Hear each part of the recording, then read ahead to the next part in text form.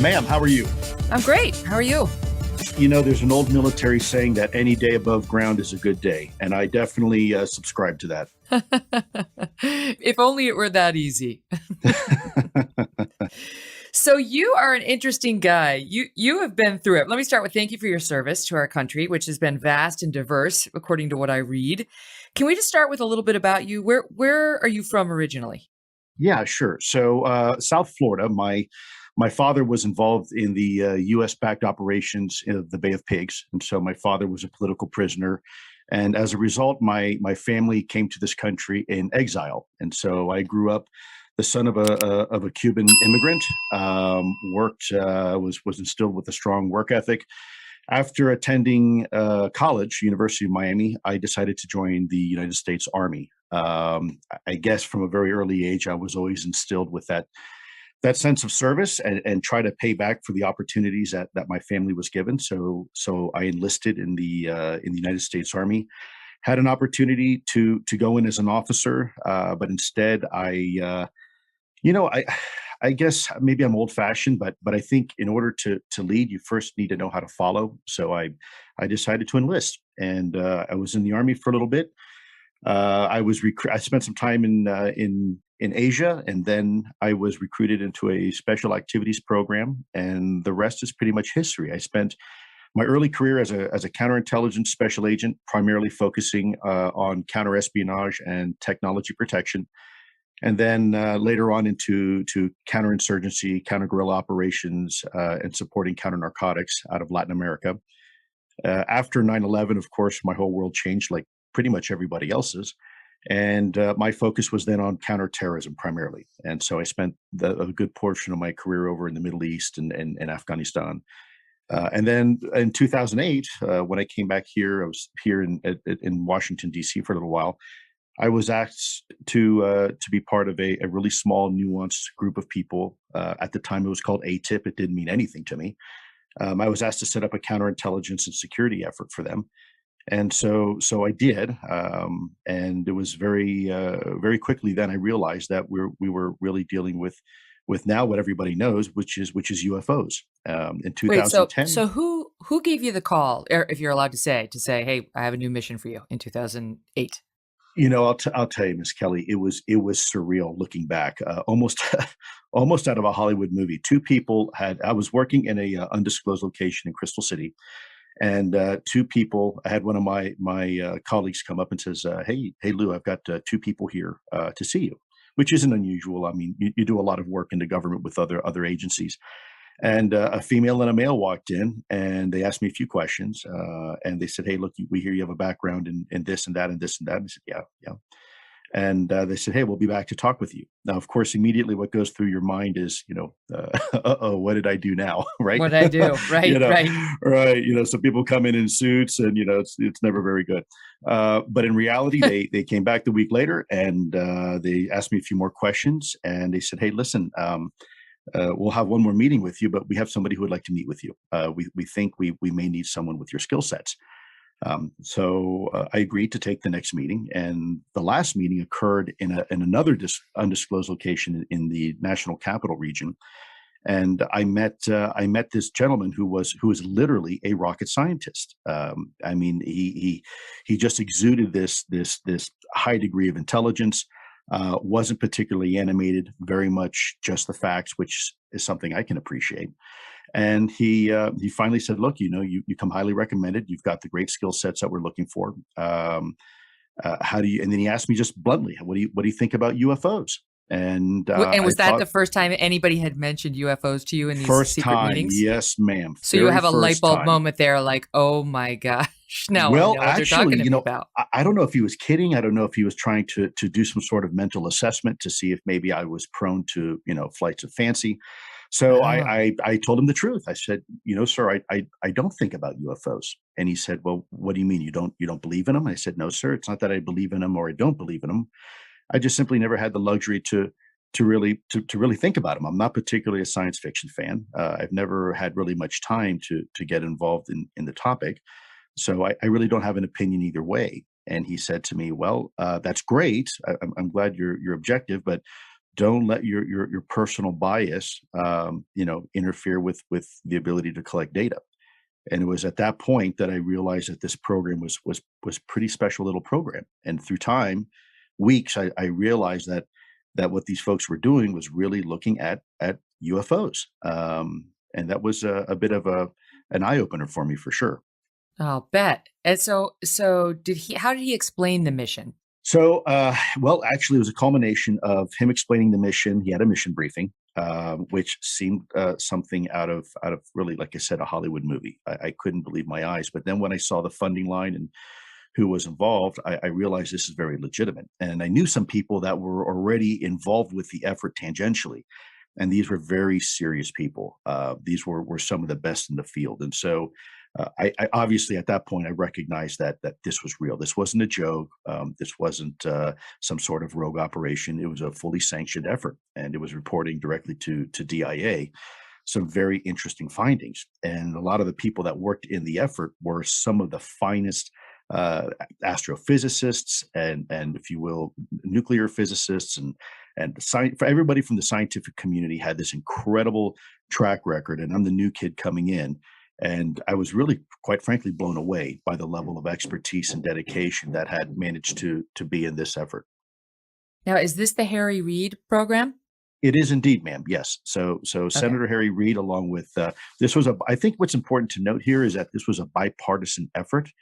right. A lot of people like to spin things, unfortunately, as we both know, in Washington as being a political thing. This wasn't. We had the support of Senator Harry Reid, Senator Stevens, Senator Inouye, and even former astronaut John Glenn.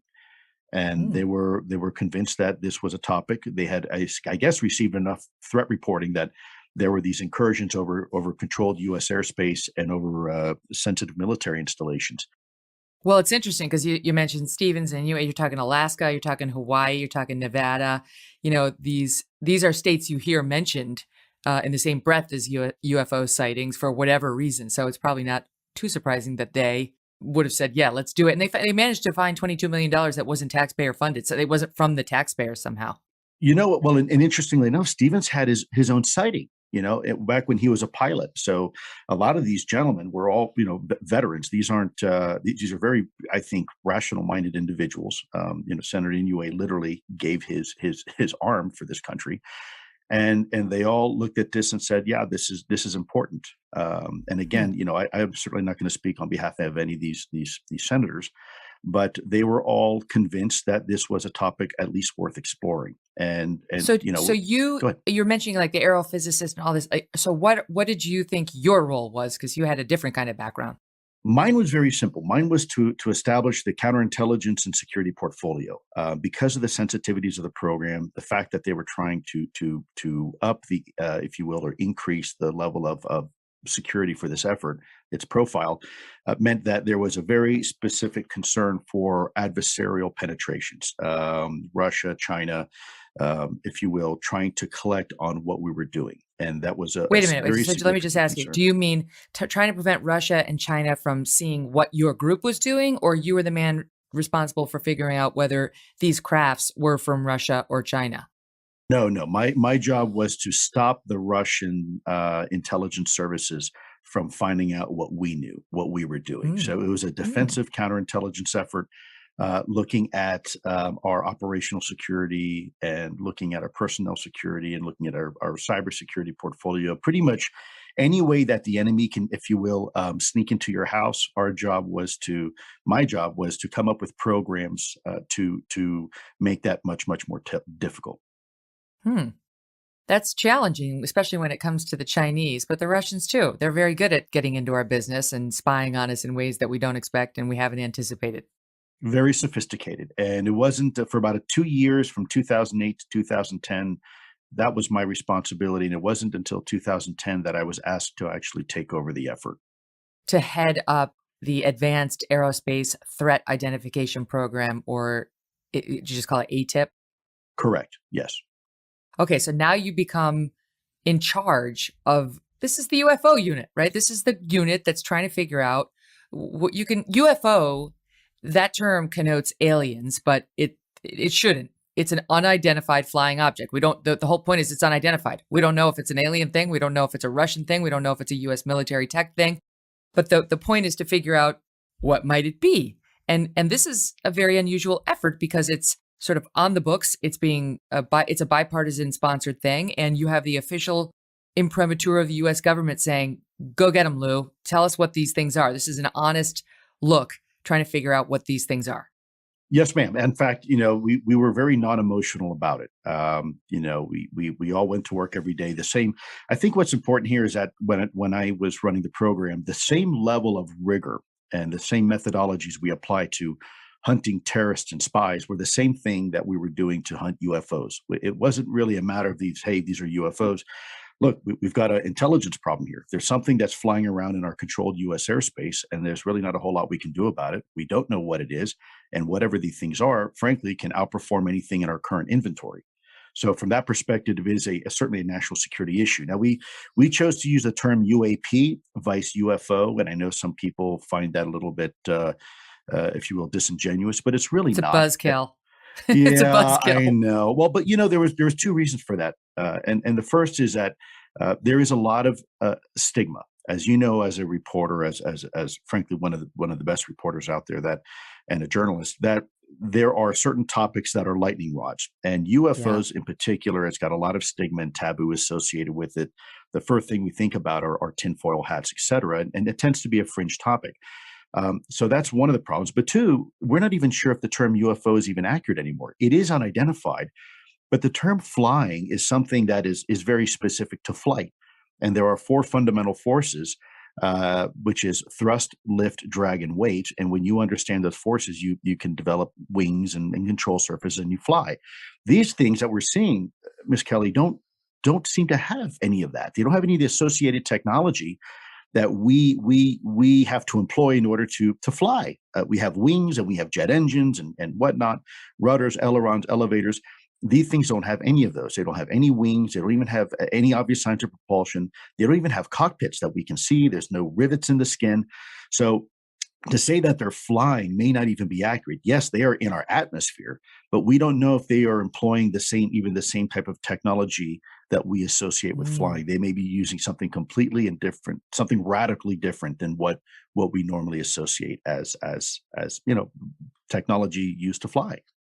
I like that. Okay, that actually makes sense. So hence the change from unidentified flying object to unidentified aerial. Yes, that we can agree on. Phenomena. And yes, we can agree on that too. Okay, so I accept now. I am one of the ones who mocked UAP, but I'm adopting it. I'm with you now. Okay, so you're there, blank slate, open-minded guy. This isn't your background. You were not a tinfoil hat person, communicating with the great beyond, telling tales of alien abductions in your youth. This was not you. You're a military guy. Like, all right, I'm going to do what my country asked me to do. Let me get after it. And so how did that start? Did you interview? Because most of the sightings that it seems you guys took a hard look at were from military pilots. These are people who honorably served our country. These are not lunatics. These are not people who just seem to have some inherent desire to mess with our government. These are pilots. They're serious men and women. So did you interview them, or what? How did you start getting to the bottom of what you needed to know? Yeah, we did actually. We conducted quite a few interviews, in fact, and I think there people will say, well, why did you only interview military? Well, there's two reasons for that. First of all, because of the Title X authorities, and I'm not going to, unfortunately, I'm not going to bore your audience with the details, but there are certain restrictions and limitations that is placed on the Department of Defense and the intelligence community when it involves U.S. persons' information. And by the way, these rules are in place to protect average Americans, so their personal information isn't if you will, used in an inappropriate way. There were some times in the past where the intelligence community kind of abused its power. And so Congress mandated that we make sure that we don't do that again. And so civilians have a lot of obviously identifying information. We focused on military pilots for that reason, and contractors and whatnot. But also there's a high degree of training that goes in behind, let's say, a Top Gun pilot. These folks are the best of the best. They are trained observers, and they are trained to identify the difference between an Su-22, a MiG-25, an F-16, and a European Tornado from 20 miles away. I mean, these folks have literally a second and a half to decide if that aircraft is friend or foe, because the rule of the sky is that he who fires first wins. And so these pilots are highly trained. And then furthermore, Ms. Kelly, what you have are these trained observers critically looking at these objects and getting an eyewitness account, but it's furthermore backed up on gun camera footage and other electro-optical devices, and further backed up by radar data, sometimes multiple radars. And so if this was a jury and you were trying to present evidence, you now have three separate collection sensors, the human being one of those, that are all reporting the same information at the same time under the same circumstances of the same thing. And if you were to present that to a jury, I think, in this case, the jury would have to convict. We're well beyond reasonable doubt. Now, first off, please call me Megyn. But let's talk about it, because the first one I see that's been cited most publicly is what happened on in 2004 with the USS Nimitz, and one of the things that jumped out to me about that incident, and this is a guy, David Fravor, he's a graduate of the Top Gun Naval Flight School, flying at his wing is Lieutenant Alex Dietrich, a woman. These are legit people. I mean, this is they seem to me like the best of our best, and they had an incident. But one of the things about their reporting that jumped out to me was that there was advanced new radar on a nearby ship, the USS Princeton, that had been detecting, quote, multiple anomalous aerial vehicles. And the advanced new radar is pretty interesting, right? Because it's like, was there a moment, was it 2004, where we did something to our technology, whether it was the one on the USS Princeton or our infrared abilities, which I know come into play in 2015, that improved our ability to see things, that for our planes and our radar to see things that our naked eyes cannot? Yes, absolutely. What a thoughtful question, Megyn. Yes. So I think what people don't understand is that the government spends billions of dollars each year in research and development, always trying to stay one step ahead of the adversary. And in this case, the Spy 1 radar, when it was fielded, was one of the most comprehensive and sophisticated radars on the planet. In fact, the person who operated those radars specifically on the USS Princeton was a gentleman named Kevin Day, who was also, believe it or not, a Top Gun graduate, but for the radar school. And in the words of Kevin Day, he said it was literally raining UFOs. They saw them on the scope. And by the way, this is a radar system, the Spy 1 radar, that can see a baseball at 80,000 feet. And so these things were seen coming in from 80,000 feet, presumably from low Earth orbit, and all of a sudden dropping within a second, 50 feet over the water and hovering, and then popping back up again. And what's more interesting here is it's not just the super sophisticated Spy 1 radar. We had E2 Hawkeye in the air that was also picking this up on radar. There were multiple What's radar that? What's hits. E2 Hawkeye? So the E2 Hawkeye is, think of a quarterback on a football field. The E2 Hawkeye is a airborne radar system that provides, if you will, command and control for these aircraft. What they do is it's a flying radar system that can pinpoint the enemy, and then you can vector in fighter planes to go and go and take a look. And these things they're very sophisticated. The E2 Hawkeye is it's kind of like a combat controller, if you will, for those who may have been in the military. It's just an extra layer of radar that provides you an additional it's like a level radar of assist. fidelity. It is correct. Okay. That's a great way to look at it. And so again, you had all these different radar systems looking at it. You had pilots seeing it. You had gun camera footage, and you had this long history over several days of these objects being seen over Catalina Island. There's even some eyewitness testimony as well on board some of the ships that actually saw these things. And so it was very compelling. And of course, when the pilots came back, they received the same treatment as everybody else who's reported these things, and they were ridiculed. People were making fun of them. They played X-Files. They were mocked. And I'll tell you, if you ever get a chance to talk to Alex Dietrich or Dave Fravor, they are heroes. And I've often told people, these are a rare breed of people. They are one of the few types of human beings that actually run towards danger, not away. And so Alex and Dave were very frustrated, but they weren't the only ones. There were other people that were ridiculed, and there were other people that really had a tough time trying to report this information back then. And this is before their incident, again, 2004. And they seem very serious people. They were featured on 60 Minutes. They've been on CNN with Anderson Cooper. I've watched them. I've assessed their credibility for myself. They do not seem like anything close to nuts. But that sighting in 2004 was prior to the establishment of ATIP. So there really wasn't even any place for them to go. They just got mocked, as they knew they would be, but to their credit, they did what they were told to do, which is go investigate. And then they came back and said what they saw. It wasn't until later that the government said, you know what, why stigmatize this? Why don't we actually take a hard look into it? But their on the record assessment of what happened in the air off the coast of San Diego is really shocking. And here's one of the questions I have, and I want to get into that because chronologically, I think this will make sense. Megyn, you might be surprised to know that this goes back much further, but there was an incident in the exact same part of the waters with the USS Boxer between 1998 and 99. So a lot of people know about the Nimitz incident because now it's picked up in the media. But these incidents are occurring all the time, and for me, it's shocking that nobody in the Beltway wanted to do anything about it. They were okay spending money trying to figure out what these things were, as long as we didn't tell anybody what the results of our findings were. It was perplexing. Did we have the fancy radar back in 98, 99?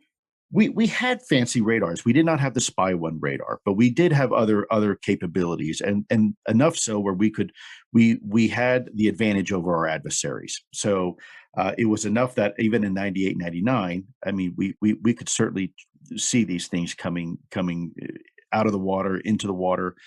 We had that capability. So there was. So let me ask you this: if they lock onto one of these targets and they see one of these things flying through the air, like Dave and Alex did in 2004, have we been able to determine if we get to the spot where the craft is, whatever it is, the aerial phenomenon?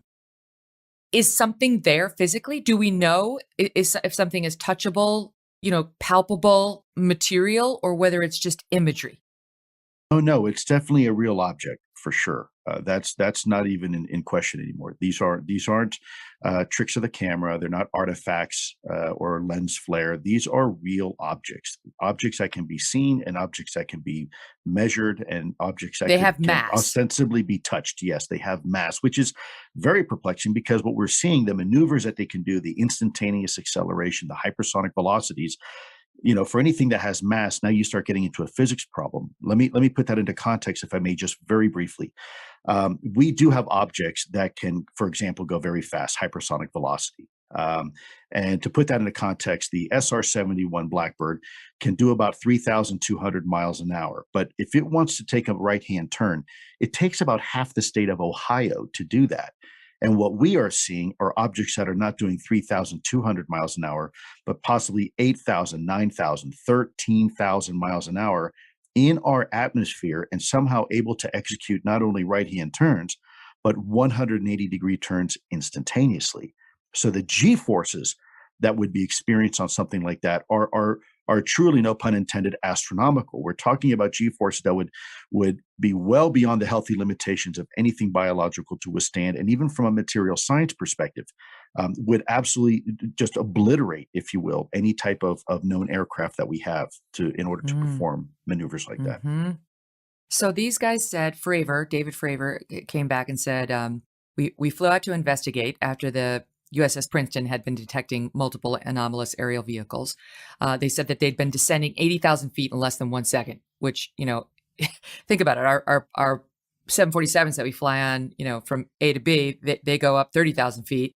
And the thought of them flying all the way down to the ground in 1 second is incomprehensible, never mind 80,000 feet. So that's what they were reporting. They flew out to investigate. They said they found an area of roiling whitewater. So in the water, they're seeing like a churn the size of a 737 in an otherwise calm blue sea.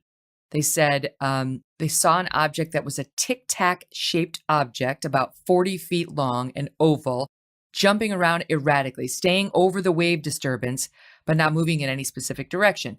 When Fravor got closer, he said it came to him as if to meet him halfway, and then accelerated away like nothing I've ever seen.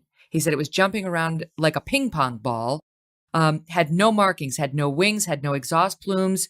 He said when it got right in front of me, it just disappeared. Seconds later, the USS Princeton reacquired the target 60 miles away, 60 miles, okay, within seconds. Another crew briefly locked onto it before it zipped off again. And all of this is backed up by his the other pilot, Alex Dietrich.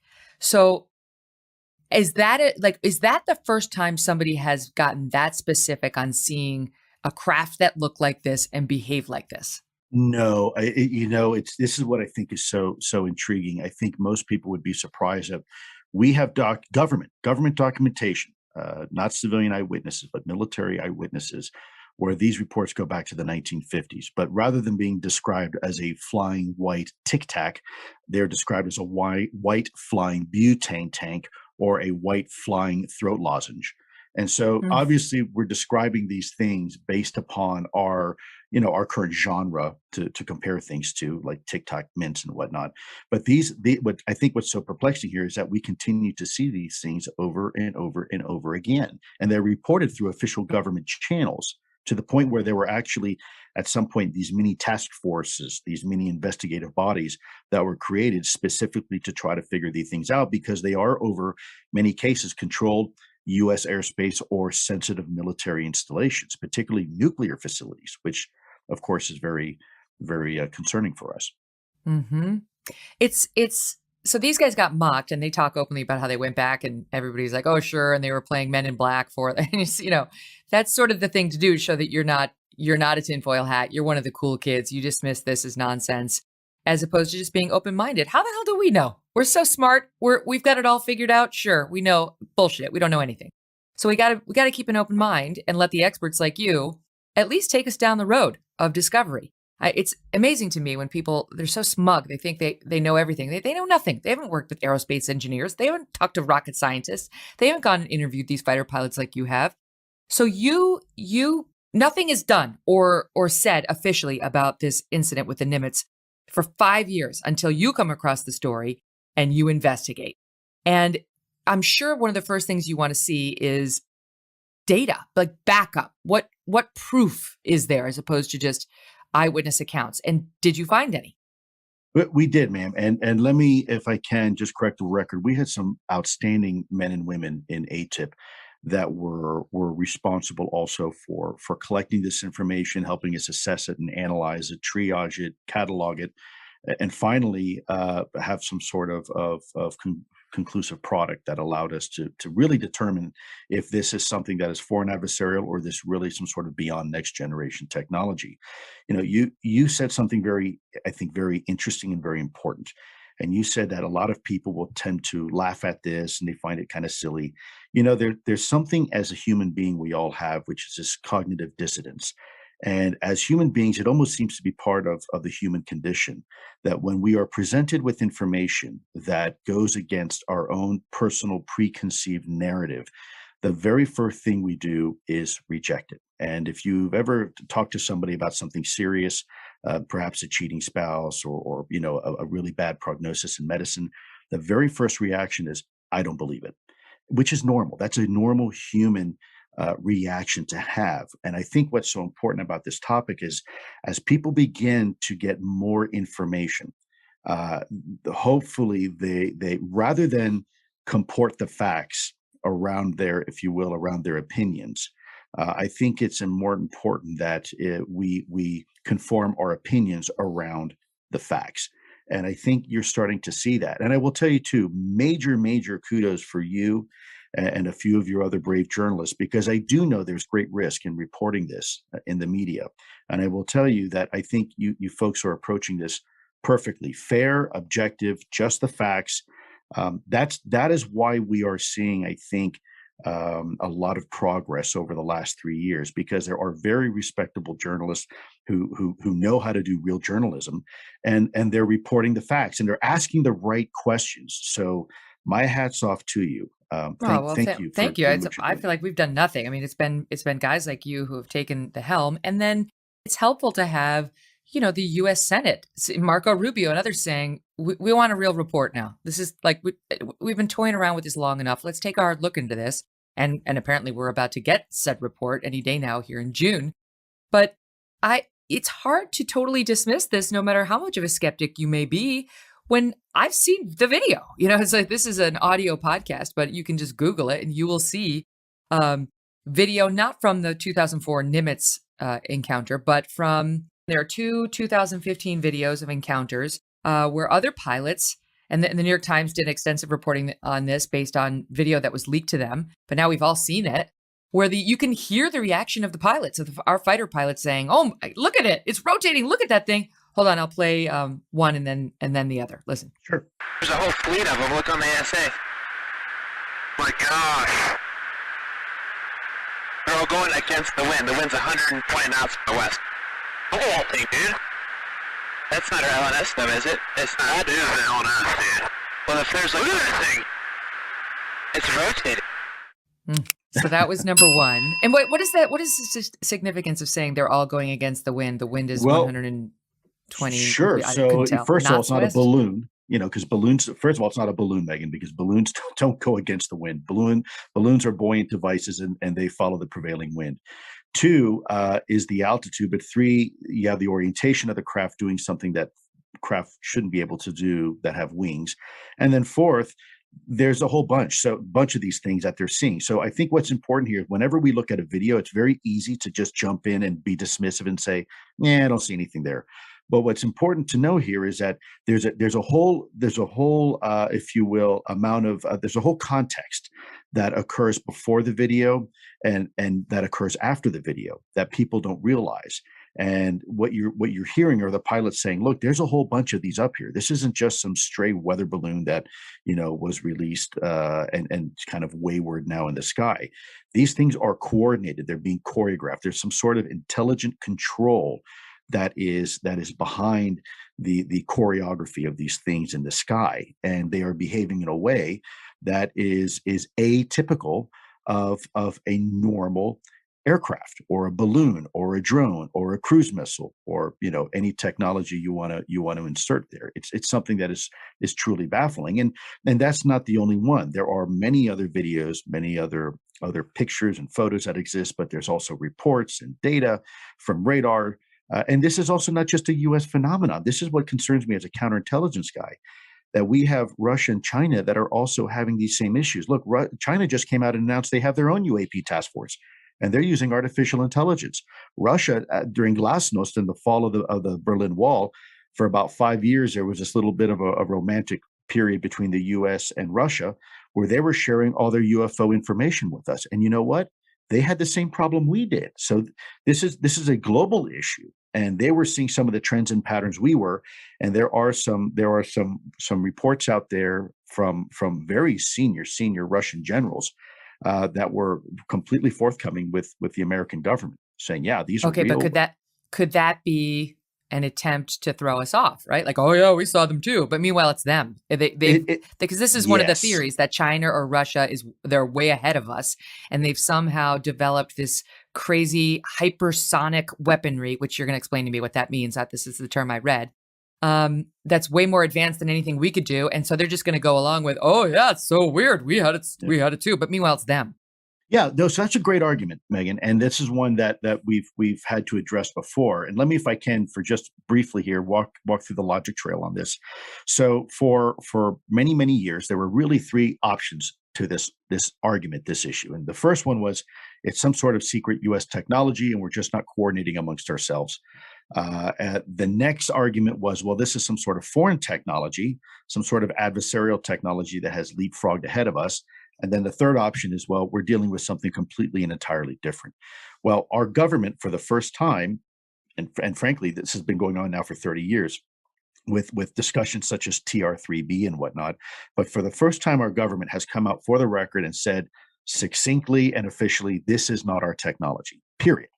So that is now off the table, that argument entirely. So then the other two options are, okay, well, that leaves either it's adversarial technology or it's something else. Let's break that down for just a moment. We have documentation substantiating these sightings going back at least to the late 40s and early 1950s over some very sensitive U.S. facilities. If to imagine for a minute where we were technologically, just won World War II, and there is a country that has developed secretly somehow technology that is possibly 1,000 years ahead of us. And they started exercising this technology, employing this technology in 1950. Now, if that was the case, Countries like China that spend $1 billion, if not more, a year stealing our technology just to keep to have a competitive advantage, or Russia. I think we would have probably seen this technology fielded in some sort of combat theater.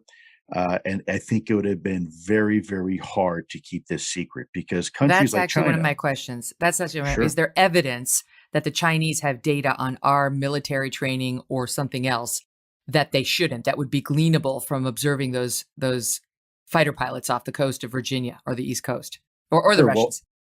and that's my concern too. Has if the since China and Russia are looking, we know that they are looking into this topic. They've admitted it openly. If that's the case, then are they ahead of us in understanding this technology? And let's go back to this discussion where you said if some sort of possibly, and I think it's a great question, some country has managed to leapfrog us technologically. Imagine the intelligence failure this would mean for our country, that for 70 years, there has been an adversary, despite the billions of dollars we put into our 18 intelligent members of the intelligence community, somehow remained under the proverbial radar and has managed to not only develop this technology, but furthermore, deploy it over controlled US airspace. And there's not a thing we can do about it. I think to Mm. me, that's terrifying. I think that would be an intelligence failure that would eclipse 9/11 by And probably wouldn't we see China and Russia making so bigger and more meaningful technological and military and economic leaps and bounds ahead of us? You know, like, wouldn't we be left in their dust at this point if they had this kind of technology to spy on us? right. We, in fact, more importantly, you would, yes, you're right, but also you would need to invest the millions and millions of dollars in nuclear technology to keep pace with the United States, because you have a disruptive technology now in your arsenal where any weapon the United States has is completely meaningless. So you would not have to spend all this money on your defense because you've got that secret weapon. So again, Mm. it doesn't make sense from an intelligence perspective. Nothing about that particular argument that it's Russian or China makes sense. Now, is it possible? Of course it is. We can't completely rule it out. And this is why we have said, for the record, all options must remain on the table until they're no longer on the table. We don't want to go down prematurely down any rabbit holes, but these are options for sure. On the topic of our government saying the one thing, and apparently this is what this June report is going to say, is that, like, there's not much conclusive in this June report that the Senate ordered, but the expected report is going to say there's no evidence that it's alien technology. Well, we knew that, but we can't rule it out. Okay, not helpful. That doesn't advance anything. But then they're going to say the one thing we can tell you is that it doesn't originate from the American military or other U.S. government tech. This is the only definitive finding in the classified intel report that is being generated. So it's not government tech, which of course is going to make a lot of people say, well, then it's 100% government tech. If they're willing to go on the record and say it's not ours, they're probably just saying that to cover up the fact that it's 100% ours, and they're just trying to, head fake us.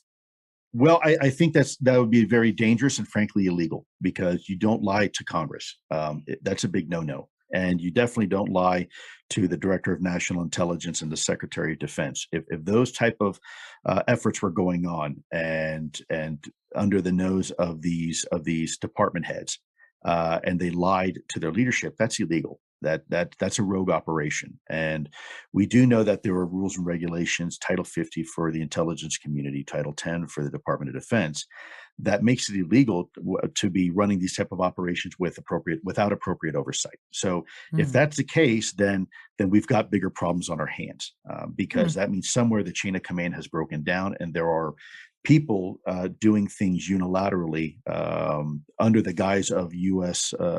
Authorities that are frankly illegal. And so Well, and you I even really have former presidents like Barack Obama speculating about it, and presumably, if it were a U.S. program that was super top secret, he would just be quiet. He wouldn't be well, look at saying DNI anything at Ratcliffe, all. right? He said he was briefed and he was trying to get this stuff released at the unclassified level, but he just ran out of time. You don't release information about your own secret tech if you want to keep it secret.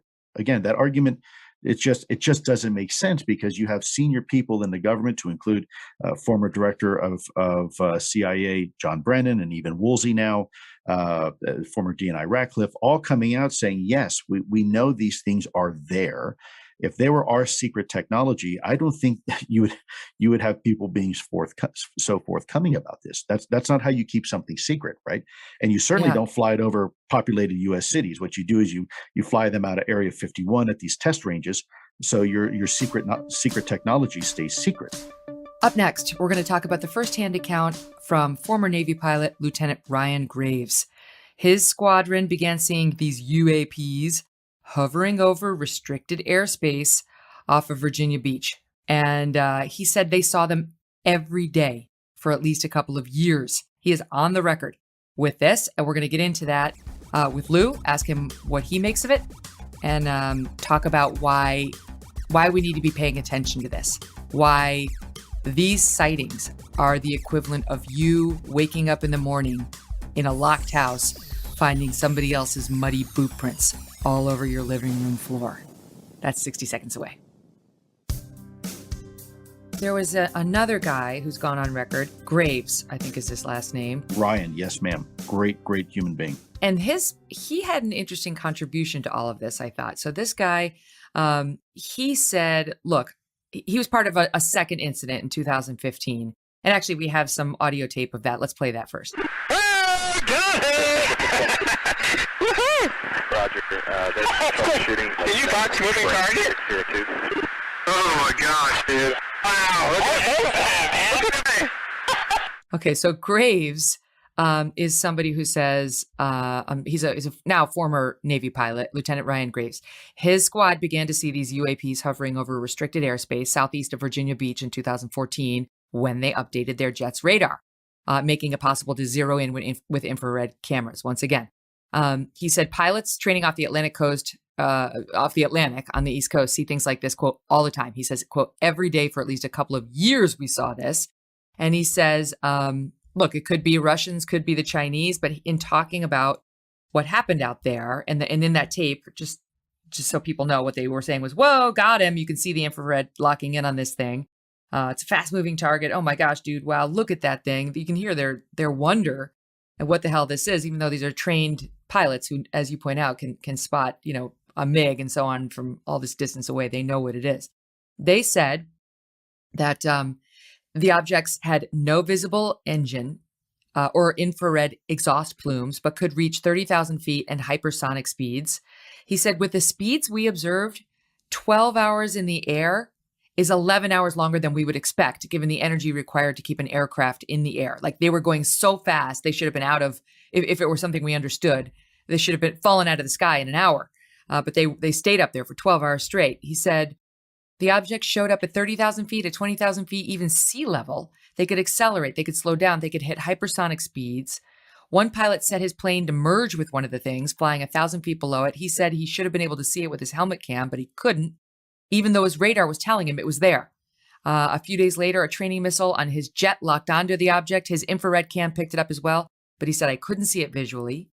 Then later with his eyes, saw a craft fly between him and his wingman, east of Virginia Beach, saying something flew between them right past the cockpit, 100 feet apart over the Atlantic. He said it looked like a sphere encasing a cube. And Graves said, this convinced me this was not a drone. This was not a U.S. government technology, because the government would not have flown such a thing with fighter pilots training in that area. It wouldn't have endangered our own people like that. So that's actually pretty persuasive to me that our government wouldn't have been doing that. You know something else, Megyn, too, that most people don't know. Not only is Ryan Graves a phenomenal fighter pilot, he happens to be an aerospace engineer. So, this is somebody who looks at things very critically, very scientifically. He understands aircraft probably better than most people, frankly, in the United States. Not only does he know how to fly them, but he also knows how they work from a physics perspective. So when someone of that caliber tells you what they're observing, that's even another degree of credibility, and not only credibility, but I take their opinions on what they're seeing. I take it to heart, because it's being backed up by electro-optical data. It's being backed up by radar data. It's not just one time seeing something. It's multiple. In fact, to the point now where if you talk to people on certain boats, like the recent incidents on the U.S. Omaha and the USS Kidd, half of the sailors will laugh when you ask them this question. They're like, "Oh, you're talking about the UFOs? Yeah, we see them all the time." I mean, it's kind of like the worst kept secret at this point. And you're absolutely right. It's when you have an elected, if I'm not going to go into details, but if you have an elected official, I know sometimes they laugh. And going back to this, where you had said that sometimes people will laugh, I don't think it's funny that there are aircraft flying over our restricted U.S. airspace. There's a reason why we have controlled airspace. And look at Washington, D.C. Can you imagine if these things were trying to buzz the White House or the Capitol building? I don't think it'd be a laughing matter anymore. And let's not forget that these pilots are encountering these things not too far off the coast of Washington, D.C. So I think we do need to look at Well, this are seriously. they, Lou? Might they be might they be buzzing? That was one of my questions. If you can't always see them with the naked eye, you can only have the infrared pick them up. Maybe they are outside of the White House or over the Capitol or right outside of my building in Midtown Manhattan. How do we know they're not? Megan, we don't, and that's the problem here. And this is why I think folks like Marco Rubio are doing a tremendous job. Politics aside, this is a non-political issue, and he's made that very clear. And some other leaders now in the Senate have decided to come forward, step forward, and follow his lead because they're just as interested and concerned and curious about this. And I think that takes a lot of I think that takes a lot of courage because they have a lot to lose. The same thing that it goes with journalists. Politicians have a lot riding on the line, and the last thing they want to do is be perceived as being, mentally incompetent or crazy.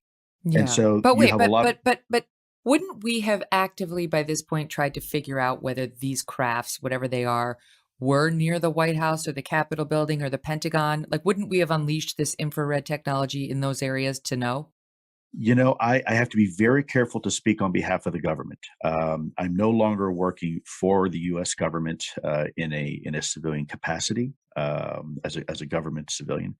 So I don't want to answer on behalf of what the government might or might not be doing or the task force. Certainly, it is a concern for me, and I suspect it's a concern which is for the Congress, which is why you have this 180-day report that is now due because it is a concern, and possibly even for the Department of Defense, because now you have a DoD Inspector General evaluation, an official evaluation underway on how the Pentagon has handled this topic over the last 3 years. So I think people share your concern. I think there's this underlying realization that maybe we dropped the ball here, and we probably need to start taking a better look at this.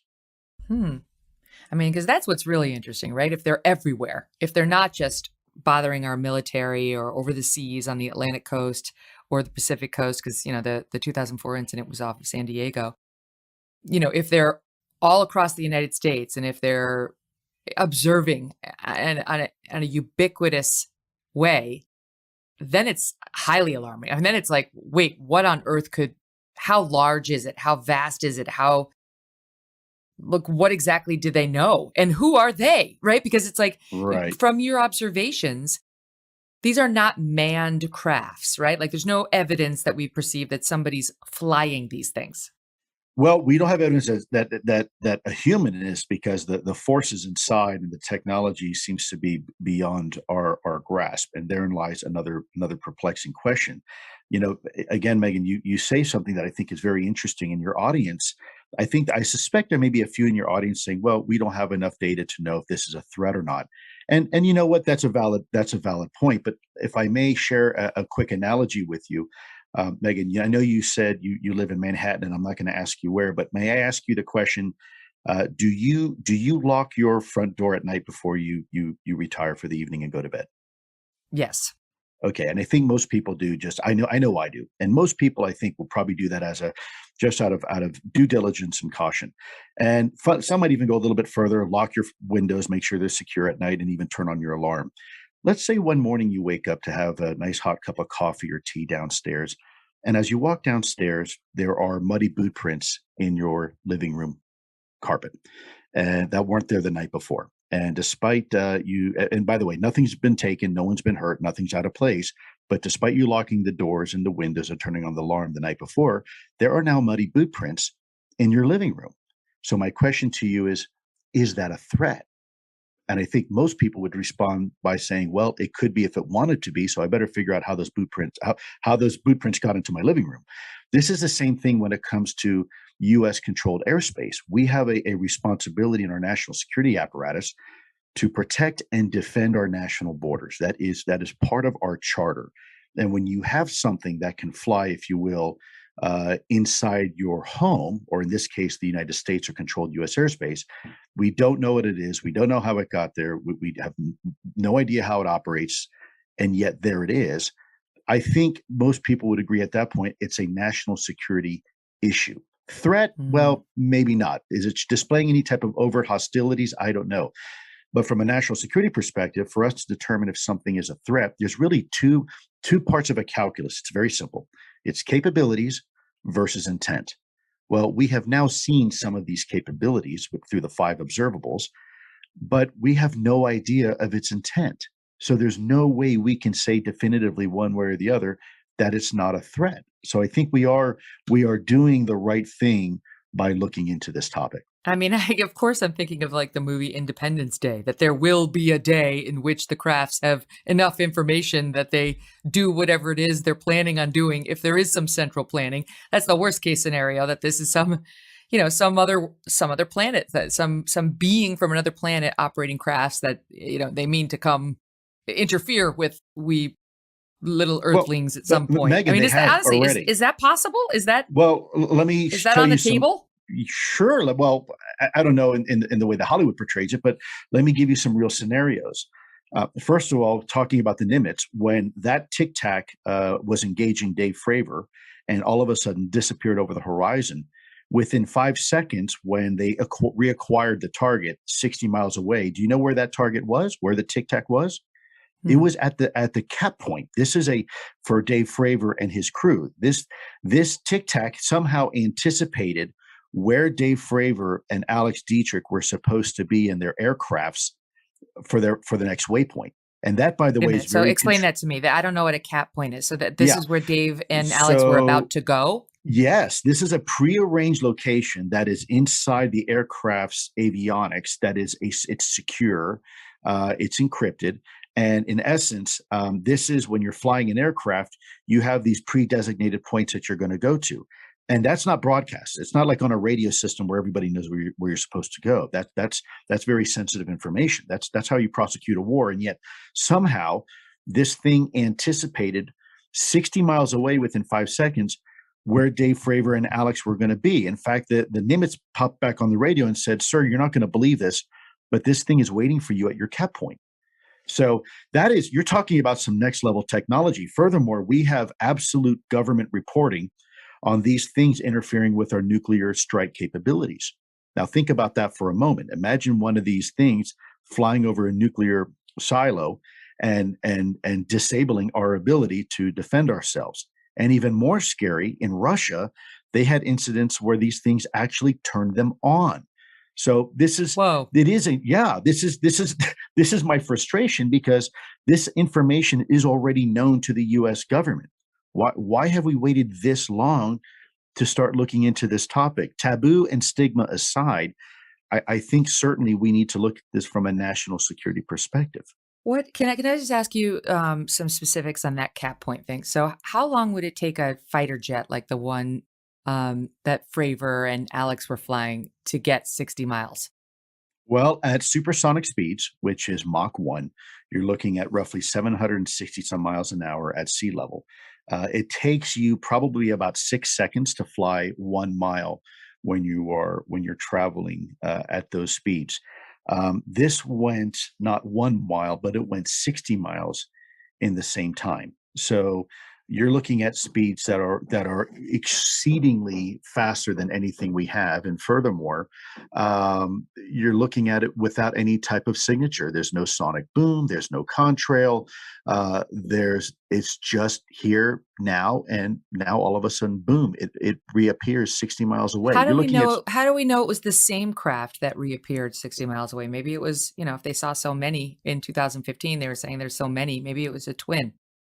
Well, it's certainly possible. But the Princeton radar and the E2 Hawkeye were fairly convinced it was the same one. They were tracking it, and they were putting all of their effort, if you will, into tracking this one object. So there is a comprehensive investigation on the Nimitz incident. Actually, I think some of it may even be public at this point. I don't know for sure, but you can see for yourself the information in the summary. There's a comprehensive summary on this that is, I think, got leaked online, and is now unclassified. Well, can you explain what is hypersonic weaponry? If we're going to entertain for a bit longer the Russians and the Chinese and not some alien body, Mhm. otherworldly body, whatever, something not domestic or known to us already as an established government. What is hypersonic weaponry? Sure. So hypersonics is defined by those speeds of Mach 5 or above. So Mach 1 is speed of sound. So 5 times the speed of sound. Now we do have aircraft, and we do have some weapon systems that can go that fast, and so do our adversaries. But there's not a whole lot of them. And these things fly in very straight lines, because you can imagine at that speed. Think about being in the 747 you mentioned earlier. When you want to turn right into Albuquerque, it's a slow, steady turn, because anything too sharp, you're going to start pressing your passengers up against the wall. Well, the same holds true with this. If, as I said before, if you want to go ahead and do a right angle turn in an SR-71 doing 3,200 miles an hour, it takes you roughly half the state of Ohio to do it. So these things are not doing 3,200 miles an hour. They're doing 6,000, 8,000, 13,000 miles an hour, and they're doing it in low Earth atmosphere. So what does that mean? Well, low Earth atmosphere to a fast moving object might as well be water. It's very dense. We as human beings don't experience air, if you will, as being dense, but it actually is. It's a quite dense solution, and you have these big aircraft. That's why airplanes can fly, because that density, if you will, there's a difference on the wings between the top side and the bottom side, and you have lift. But if you want to go that fast, you have to have very special technology to do it. And furthermore, there are signatures, and those signatures include, for example, heat ablation off the front of the aircraft. You talk about atmospheric ionization, the stripping of the electrons. That's why when the space shuttle comes in, you have this plasma on the bottom of the spacecraft. That is because the friction is literally ionizing the air beneath the spacecraft as it's coming in. These don't have any of those associated signatures. There's no atmospheric ionization. There's no heat ablation. There's no contrail. There's no sonic boom. There's just nothing. And for us to understand that is really a different paradigm, if you will, of where we are today, because everything we have that can go fast, first of all, it can't go that fast, certainly not in low Earth atmosphere. And second of all, always has an associated signature. And we're just not seeing those signatures. All right, so the $64,000 question then, do you believe these are crafts being controlled from some entity beyond Earth? So, Megan, that is an absolute great question as well. And if I may, just for a moment, because I want to be comprehensive with this answer, and I don't want to simply say yes or no. As human beings, we are what scientists often call cardiosocial animals. And what that means is, for the first 9 months of our existence or whatnot, we're spent in our mother's womb, and we hear our mother's heartbeat. And as a result of that, we tend to look at things in extremes. And if somebody were to ask you, are you hot or are you cold, up or down, left or right, good or bad, black or white, we tend to look at things like that in a very binary sense, because we're human beings. But in reality, Mother Nature in the universe doesn't work off binary. It's far more complex. And so I've often told people this could be from outer space, it could be inner space, or the space in between. And what do I mean by that? Well, we now know through quantum physics that the universe is far more complex than we ever thought. And the bottom line is that we are now recognizing there are realities all around us that we don't, as a human being, we can't interface with. For example, if you were to go out on a starry night and look at the beautiful sky, you'd see a lot of pretty stars. But if you take a radio telescope and look at that same sky, all of a sudden everything looks different. You're now seeing an infrared and ultraviolet. Now you're seeing nebulas. So there are realities all around us. You and I having this very conversation. There are Wi-Fi signals coursing through your body. There's AM/FM signals. There's radar signals coming in from the airport. There's cosmic radiation coming in from the cosmos, and there's neutrinos coming in from the sun, just completely bathing us. And yet we can't interact with it. And the reason is because we have only 5 fundamental senses, if you will, to judge our reality in our universe. And so it's not, in essence, to make this short, 99% of the universe we can't even see or interact with, and yet it's real. So is it possible that these things are from outer space? Sure. But it's just as possible that these things could be just as natural to Earth as we are. And we're just not at a point now technologically where we can interact. Maybe these things are from under the ocean. And this is why I think we need to approach this topic with all options on the table until they're no longer on the table. We have to be careful to go down that rabbit hole prematurely that these are from outer space, because it could be, but it could also be something very different. One of my colleagues said something that I think is very interesting. We spend millions of dollars each year trying to find microbial life on Mars. A lot of money is spent through the SETI program to search for technosignatures, radio technosignatures, by the way, in our own Milky Way. But this Earth has been here for a really long time. Is it possible that some sort of intelligent life found us first? And I think these are all possibilities. We have to, and at the end of the day, it could be foreign and adversarial too. So, to come back to, if you will, Earth, so to speak, forgive the pun here, it could very well be a terrestrial explanation. And this is why it's so important we have a conversation about this. It has to include not only our national security apparatus and our intelligence community, but I think it needs to include FAA and NOAA. I think we need to bring in NASA. They've stepped up to the plate, thank goodness. I think Yeah, we need they're to doing bring in that. Yeah, I think academics and scientists, we all need to have part of this conversation, because it may be a much bigger, much more profound question. Just simply, it's either from Earth or not. Mm. Yeah, that was a fascinating answer, first of all. But second of all, your notion that maybe they found us first. We're off trying to explore Mars. Maybe they've already found us, and maybe they've been here for a long, long time. Reminds me of all the guff I give my husband Doug for watching all these shows on ancient aliens.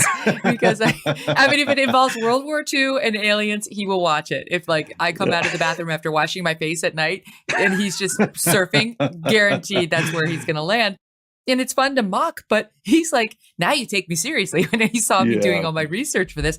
Because who the hell knows? But I love the notion that, look, yes, could be from another planet, some sort of controlled force from another planet, but it could be some sort of force from our own planet, which we purport to understand, but do not. Megyn, the universe is wondrous and complex. There were many times this is maybe a paradigm moment for us now. And I'll just say this. This is not new to human beings. We have faced these pivotal moments as a species, whether it was first crawling out of the cave and looking at the sun, or standing on a sandy beach and looking at the horizon. And it took one person to say, you know what, I'm going to sail over the horizon.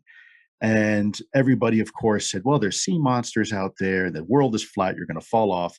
And it turns out, that we are here because someone took that chance. And it turns out that there are sea monsters. There are great white sharks, and there's blue whales, and there's a giant squid of the Pacific. But we now realize they're not really monsters. They're just part of our world, part of our environment, part of nature, part of our reality. And maybe it turns out this is very much the same thing. Maybe we're standing on a sandy beach yet again, looking to the horizon, and this is simply just another horizon for our species. It's exciting to think about. I want to pick up on one of the things you mentioned, because this is kind of cool to think about, that possibly this could all be ocean based. That it's funny because a couple of days ago, my little 7-year-old came home and said, Mom, do you know that we only know 5% of our ocean? We're only familiar with 5% of our oceans. And of course, my response was, where'd you learn that? Right? Is it like some stupid YouTube thing, or is that in school? He said, no, she's school. right. Go, Yeah. Okay, I believe it. And that is the theory. Some believe that there's a reason this keeps happening over the oceans, because there's some sort of a force, a base, a power deep down in the oceans, and the things are coming up from there as opposed to down from the atmosphere. What do you make of that? It's certainly a possibility. Again, all options on the table. There is certainly anecdotal information that suggests there is a relationship between bodies of water and these UAP. We have seen that. There are some theories now that are being looked at, pretty diligently. Your daughter's absolutely right. We know more about the surface of the moon than we do our own oceans. It's very deep. It's very hostile environment. The pressures are enormous. And if we're lucky, if once a decade we can send something down to the deepest parts of our oceans, like the Marianas Trench. It's too hostile down there. And if we do go down there, we're down there for about a minute and a half, and we've got to come back up. So it is certainly possible. And this is again why we need to get our best and brightest to look at this, because at the end of the day, your 7-year-old daughter might have a better answer, or son. I'm sorry, your 7-year-old son may have a better answer than we do in the Department of Defense. And This is why I swim in the pool, Lou. This is why I just stick to the pool. Well, I can see everything that's down there. I'll tell you, Megyn, we actually have UFO free zones at my house because of my work in this for so many years. There are places in the house that if I go into, I literally have to turn off my phone and I cannot utter the 3 letters of UFO or UAP at all. Let's talk about being able to utter that stuff, and not, because there's another piece of this story that's a little bit more political that I confess I don't know that much about, but maybe you can educate me and my audience. First of all, how is it that you and these fighter pilots, Graves and the others, and I know that you eventually teamed up with Christopher Mellon, who is the Deputy Assistant Secretary of Defense for Intel under Clinton and W. And this is the guy who acquired those 3 Navy videos, and I think leaked them to the New York Times. So how is it that any of this is able to be discussed openly, right? Like, why are you allowed to talk to me? Well, because I haven't violated my non-disclosure agreement. I still have You haven't? Saying all this stuff is okay? No, ma'am. I still have my TS security clearance. I have to be very careful of that. In order to, first of all, what the American people should know is that the classified information is classified for only 2 reasons. And that's to protect sources and method. And in fact, it is illegal for the U.S. government to classify things to save it from embarrassment or to try to hide money or operations or activities. Or there are very few exceptions where the government can keep something truly secret from the American people. And I won't go into those right now. But when I was in the ATIP program, look, you can't classify physics, you can't classify mathematics, and you can't classify the fact that there's something in our skies that we don't know what it is. That's not a classifiable thing that you can do. We know that North Korea has nuclear capabilities. We know the fact that there are terrorist organizations out there that are trying to hurt us. These are things that you can't keep secret because there's no authority to do so. There is a very strict adherence to what we call an original classification authority, an OCA, and also a security classification guide. If you want to prosecute somebody for, let's say, Edward Snowden, for example, for leaking information, you first have to prove that the information being leaked is classified. And in order to prove that it's classified, it has to fall within a classification guide. So nothing that I have discussed with you or anybody else in public violates that security classification. They haven't come after you at all then? They're not. Oh, no, they have. No, they have for sure. There's some people that are very upset with me. For sure. They have tried to question that. Well, because I think I've made their life very uncomfortable. There's a lot of scrutiny going on. It was just revealed that my emails, they're supposed to be retained for indefinite period of time, were recently destroyed by the Pentagon. There is definitely an active campaign effort within certain elements of the Pentagon. And let me be clear here. And just to reiterate, before you make that point, just to reiterate, your program, Advanced Aerospace Threat Identification Program, was a secretive Pentagon program studying these UAPs. So when you say the Pentagon and your emails, that's who you were working for. So go ahead. Yes, there are elements that were classified and there were elements that were not classified. But let me just be clear here. The Pentagon writ large and the Department of Defense is an amazing organization, full of amazing human beings that just want to do their job. They're loyal, and they have kids. They take to soccer and they pay their mortgages, and they're true patriots. They've sacrificed for their fellow citizens. But there are some elements in the Pentagon, and I think the DoD evaluation, IG evaluation, will probably root some of this out at some point. There are certain pockets of within the Pentagon that have confused responsibility for privilege, and it is my understanding that they have gone above and beyond to try to discredit me and try to, if you will, jeopardize my security clearance. But why would they Because, do that? Help me understand what the motivation is. Why are they mad at you? well, because it doesn't usually turn out well for people who decide to break rank. I was very successful in the Pentagon. I was at top of my game. I was managing 2 very sensitive portfolios, and I decided to leave the department. Ironically enough, I left the department out of loyalty, not disloyalty. But it was, I think, by some people in the Pentagon, they were very upset. They were very upset that I decided to have this conversation the way I did, and I don't think So they even though you understood were the full allowed to talk about it, they didn't want you to. Of course. Yeah. Because it's embarrassing. Hmm. Now, I mean, look what the Pentagon's doing now, right? Since the last 3 years, they've had to acknowledge the videos are real, that UAPs are real, that they have established a UAP task force, that classified briefings are provided to Congress. There's now a 180-day report that's due to Congress and the American people at the unclassified level. Other countries are getting on board now, wanting to work with us. That was done by force. The Pentagon, under its own volition, at least the certain elements in there, I don't think we're very receptive to this. And, now they're put in a position where they are, some of them anyways, are begrudgingly being forced to look into this Well, topic. so walk me through it, because now my understanding was you were doing the program 2008, 2010, you started running it. 2012, the funding was eliminated. So just quickly, did it stop then in 2012? Absolutely not. And this is one of the misstatements that some people have made in the Pentagon, and they've painted the Pentagon in a corner for which now they have to find a way out. But there were a lot of things that were said that just are simply not accurate or true. The program continued till the day I left in October In 2017. 2017. Yeah, in fact, there was a second tranche of funding that came through from Senator Reid. I think it was about 10 million. The problem is that the language was a little bit too vague, and it wound up being taken by another office in the USDI to do some other work not related to UAPs. But we continued to work. In fact, all the effort you see now in the recent information on Go Fast and the gimbal video and the USS Roosevelt all occurred after the PAO office said that ATIP was shut down. Look, we never received orders to shut down. When you are a soldier, you are asked to guard your post, and you guard your post until you are given orders that relieve you. Well, those relief orders never came, and I was still briefing senior leadership till the day I left the Pentagon. So it's So why'd very you leave? Ma'am, I left the Pentagon because I have my frustration. I had the honor and privilege to serve with a gentleman named Jim Mattis. This is a person, if you ever have a chance to meet him, which I'm sure you probably have, he's absolute national treasure for our country. He is a scholar, he is a warrior, he's a hero. And I worked with him in Afghanistan very closely. And the one thing I learned about this man is that he is a man who wants more information and not less.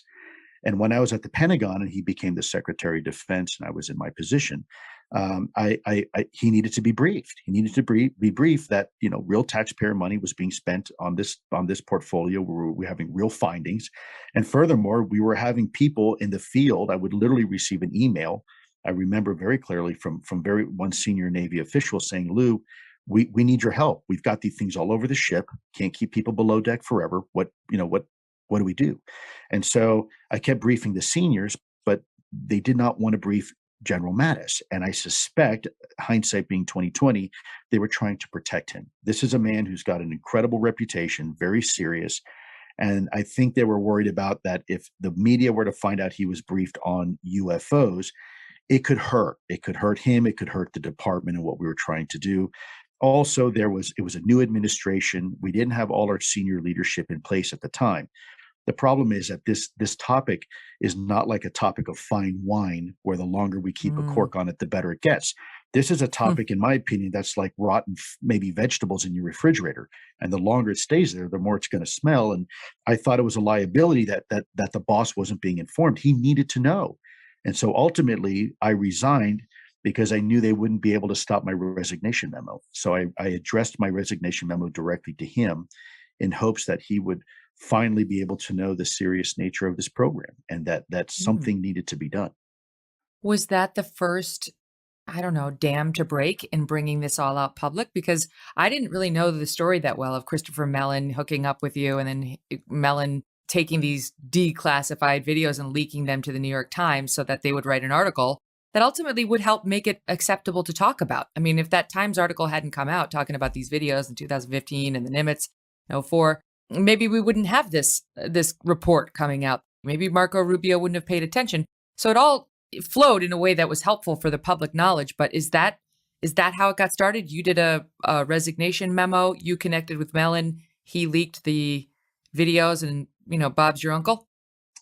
Honestly, I was ready to go work at Walmart when I resigned. I left a lot behind because I believed in what I was doing, and I suspect that Mr. Mellon feels the same way. If you ever have a chance to meet Mr. Mellon, you will very quickly realize he's not your average bear.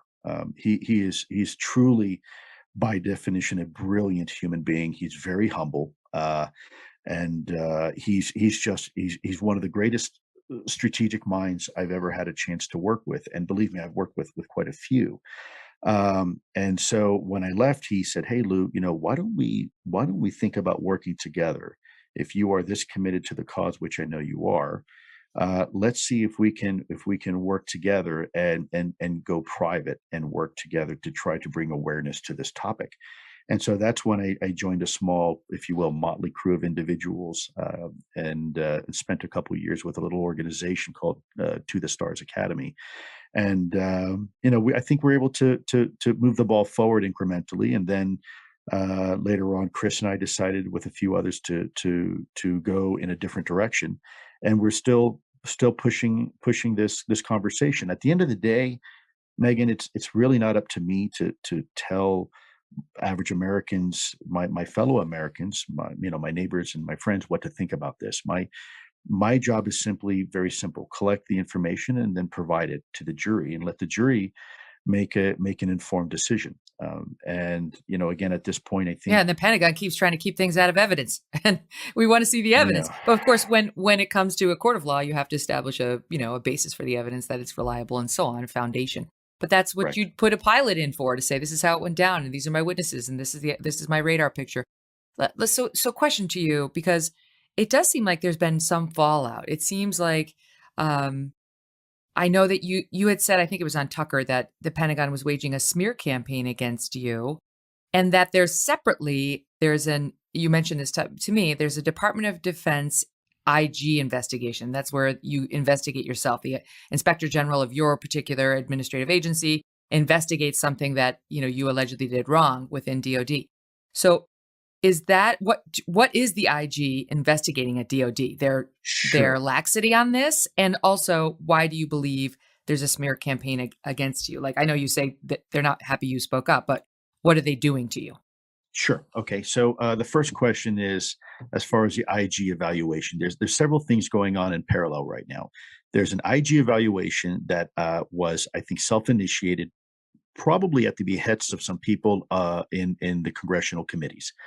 I think there are enough people right now in the Pentagon that realize there's going to be some hard questions being asked here very soon, and they better have answers. And that is specifically, why do you keep flip-flopping on this issue? Why do you keep saying yes and no and yes and no? And first ATIP was about UFOs, then it wasn't about UFOs. Okay, now it is kind of about UFOs and whatnot. So I think that's one piece of it. The other piece is that I have initiated my own, without going into detail, IG review. We'll call it a review, because it's up to the Inspector General if they want to make this an inquiry or an investigation. So Okay. I've lodged my own, if you will, request for a review on very specific actions that the Pentagon. Let me rephrase that. Individuals in the Pentagon have taken against me. I can't go into a lot of detail, but to keep this very general, they have said, for the record, several times. Initially, they admitted that I was part of the program. And then they started to, about 2 years ago, start to change their opinion and say, well, Lou really didn't have anything to do with it. Nothing to see here, folks. Stop asking us questions. And it wasn't until Senator Reid came out and for the record said, actually, Lou was in charge of the program. He did a great job, and et cetera, because of course he was a program sponsor, that people realize that the Pentagon hasn't been forthcoming. And in the last month alone, there's been a barrage of articles that have come out that have not only shown the Pentagon, elements in the Pentagon have taken adverse action against me, tried to question and get me in trouble with my security clearance, but furthermore, now they have deleted all my emails. So despite keeping my emails for indefinitely, as they are supposed to do, because of specific categories of information that I fall into, they're now deleted. So all my emails, all my correspondence allegedly are just gone. And it's so a Hillary Clinton now, BlackBerry situation. yeah, no, The server's yeah, been wiped clean. it seems kind of odd. And, it's funny because I wrote a lot of emails to a lot of people. So I suspect a lot of those emails are still out there floating around. But anyways, yeah, there you go. There's been some specific actions taken against me, and I look. I don't hold the whole Pentagon responsible. I told you the Pentagon, in my opinion, is a phenomenal organization, and 99% of the time, it just does a phenomenal bang up job. But there are some individuals who are particularly upset with the way I left the Department of Defense. I was threatened when I left. I had certain individuals tell me they were going to call me crazy and they were going to take my security clearance. It was tough. They did not want me to have this conversation in open. I think they were afraid of the stigma and taboo and this getting out that we were running a UFO program. Keep in mind, we spent decades after Blue Book telling the American people we didn't have a UFO program. Now we have to come back and do a complete course reversal and say, well, oh, actually, yeah, we did. And think about the liability, right? There's another issue here that if it turns out that these people are correct who have been reporting these things, and for whatever reason they were taken off flight status because they were deemed psychologically unstable, or they've lost their security clearance, maybe lost a marriage, maybe a broken family, maybe wound up even being homeless.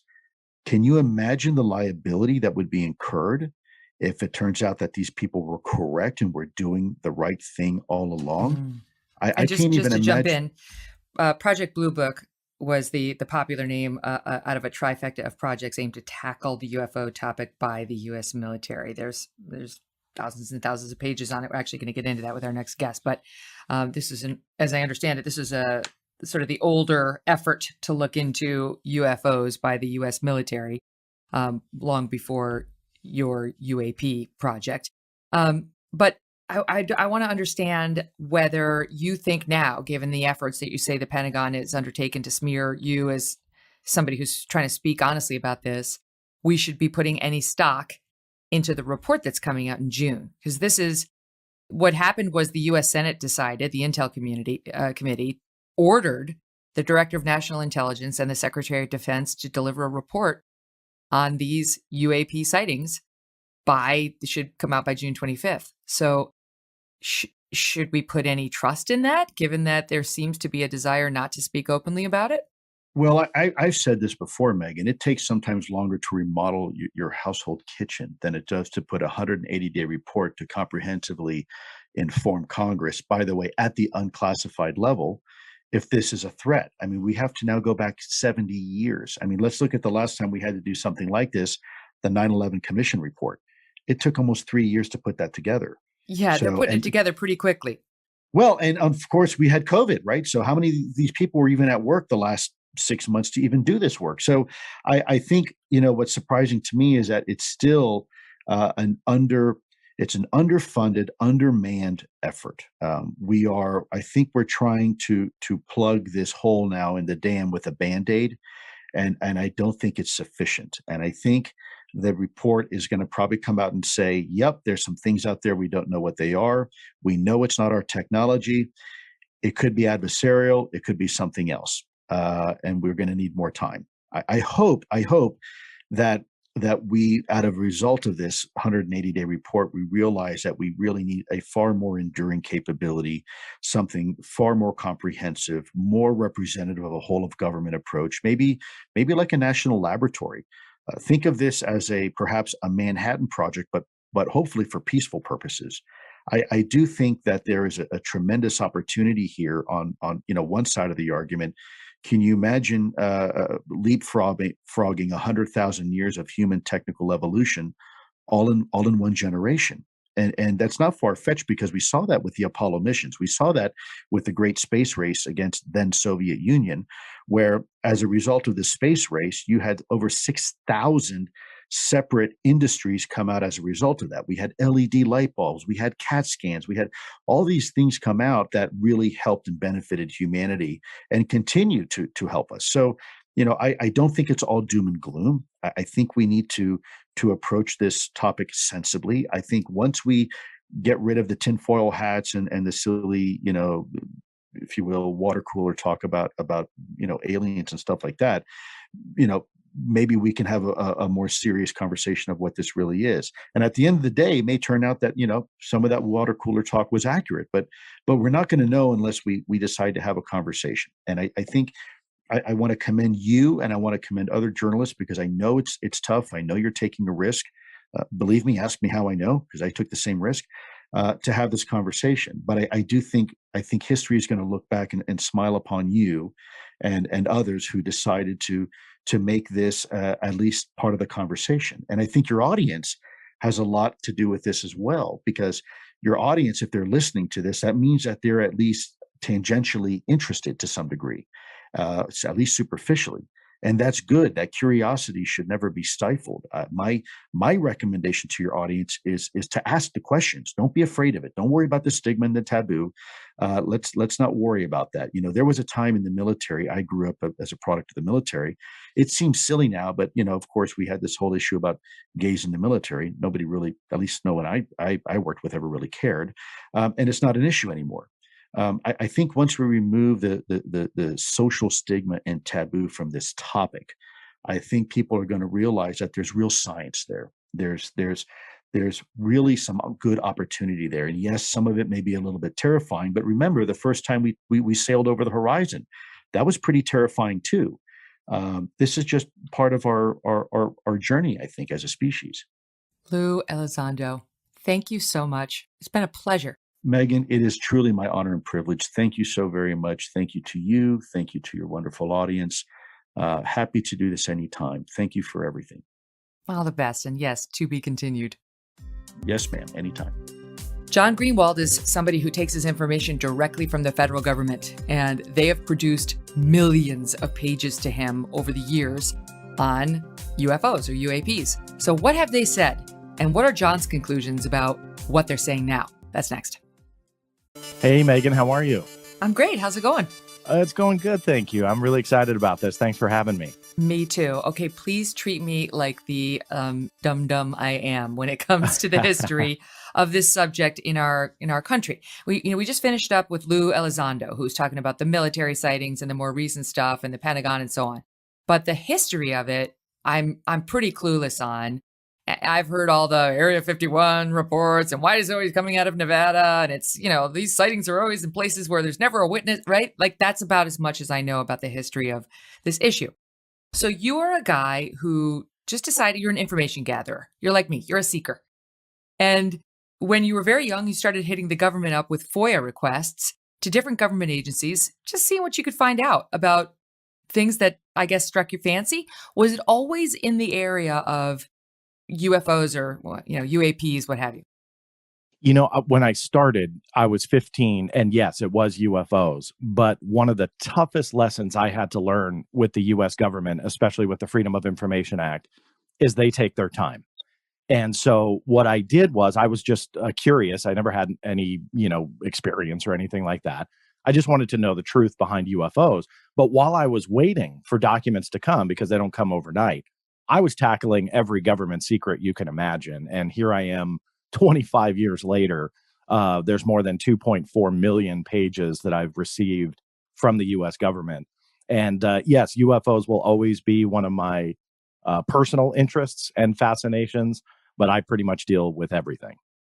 So let me start broad on that. Do you believe, I think UFOs are a confirmed phenomenon. Whatever you want to say they are, UAPs, they exist. There have been a lot of reports of people seeing them, whatever they may be. But What do you believe is the source of these things? So after tackling, again, for 25 years, any government secret you can imagine, I've probably tackled it. What's fascinating to me is UFOs has always been the most difficult, but also the most easily proven cover up by the true definition of the word out of anything that I've tackled. And Hmm. I think that that's what keeps me going after all this time, in that the government has no explanation for what this phenomena is. We know it's real. I mean, again, that doesn't mean it's alien, but rather the phenomena, whatever it is a mystery to the US military and to the US government. That's not conspiracy theory talk either. That is by their own evidence that they will give you. And so what I did for this time is try and see exactly what they would give me. What evidence do they have? Does it prove the whole this is explainable, there's nothing to the UFO phenomena, whatever it may be, or is there something more? And my conclusion is undeniably there's something more. You can conclude it's highly classified. There are provable incidents where the US government and the intelligence community will not legally give out information on UFOs because if they did, they consider it a threat to national security. Mm. Classified at the highest levels, top secret. And again, when you hear what they say at a press podium over the years, and that there's nothing to it, and Roswell's explainable, and Project Blue Book, which is what they kind of blanket call their investigation through the 1940s, 50s, and 60s. We did the investigation. There's nothing to it. Well, that's fine, but the evidence doesn't support what they have claimed for decades. The evidence as espoused in their own documents that you've been able to obtain. That's correct. Yeah, and I always stress that there's nothing leaked behind anything that I use to conclude that. This is all stuff that in some cases fought for years and years under the Freedom of Information Act, but it is all stuff that I got firsthand from the US government or the US military. Why wouldn't they just be classifying anything that they thought proved the existence of a problematic craft, right? Why wouldn't it all have classified stamped on it and not turned over to somebody like you in a FOIA request? That's a great question, and the answer to that is a lot of it is still classified. A lot of it does have that top secret stamp on it that they will not release. The National Security Agency is a prime example that I have written proof that I have fought for years and years now to get material from them. And although I do have a stack of hundreds and hundreds of pages from them on the UFO phenomena, most of which should not exist if you listen to what they say at the press podiums, they still have a small stack of top secret material that they will not give. And again, I fought for that for years. The last being about How a do you year know and it a half exists? ago. Do they have to tell you we have Yeah, documents 1 through 1000 being withheld because classified? that's correct. No, you nailed it. So they have to tell you when they deny something. Some agencies will be a little bit more detailed than others, but they will tell you we have either X amount of pages or we are denying the material, and they don't tell you how many pages for Mm. this reason and this reason and that reason. And again, Hmm. depending upon the agency, some will tell you what the classification is. In the case of the National Security Agency, they put it in black and white.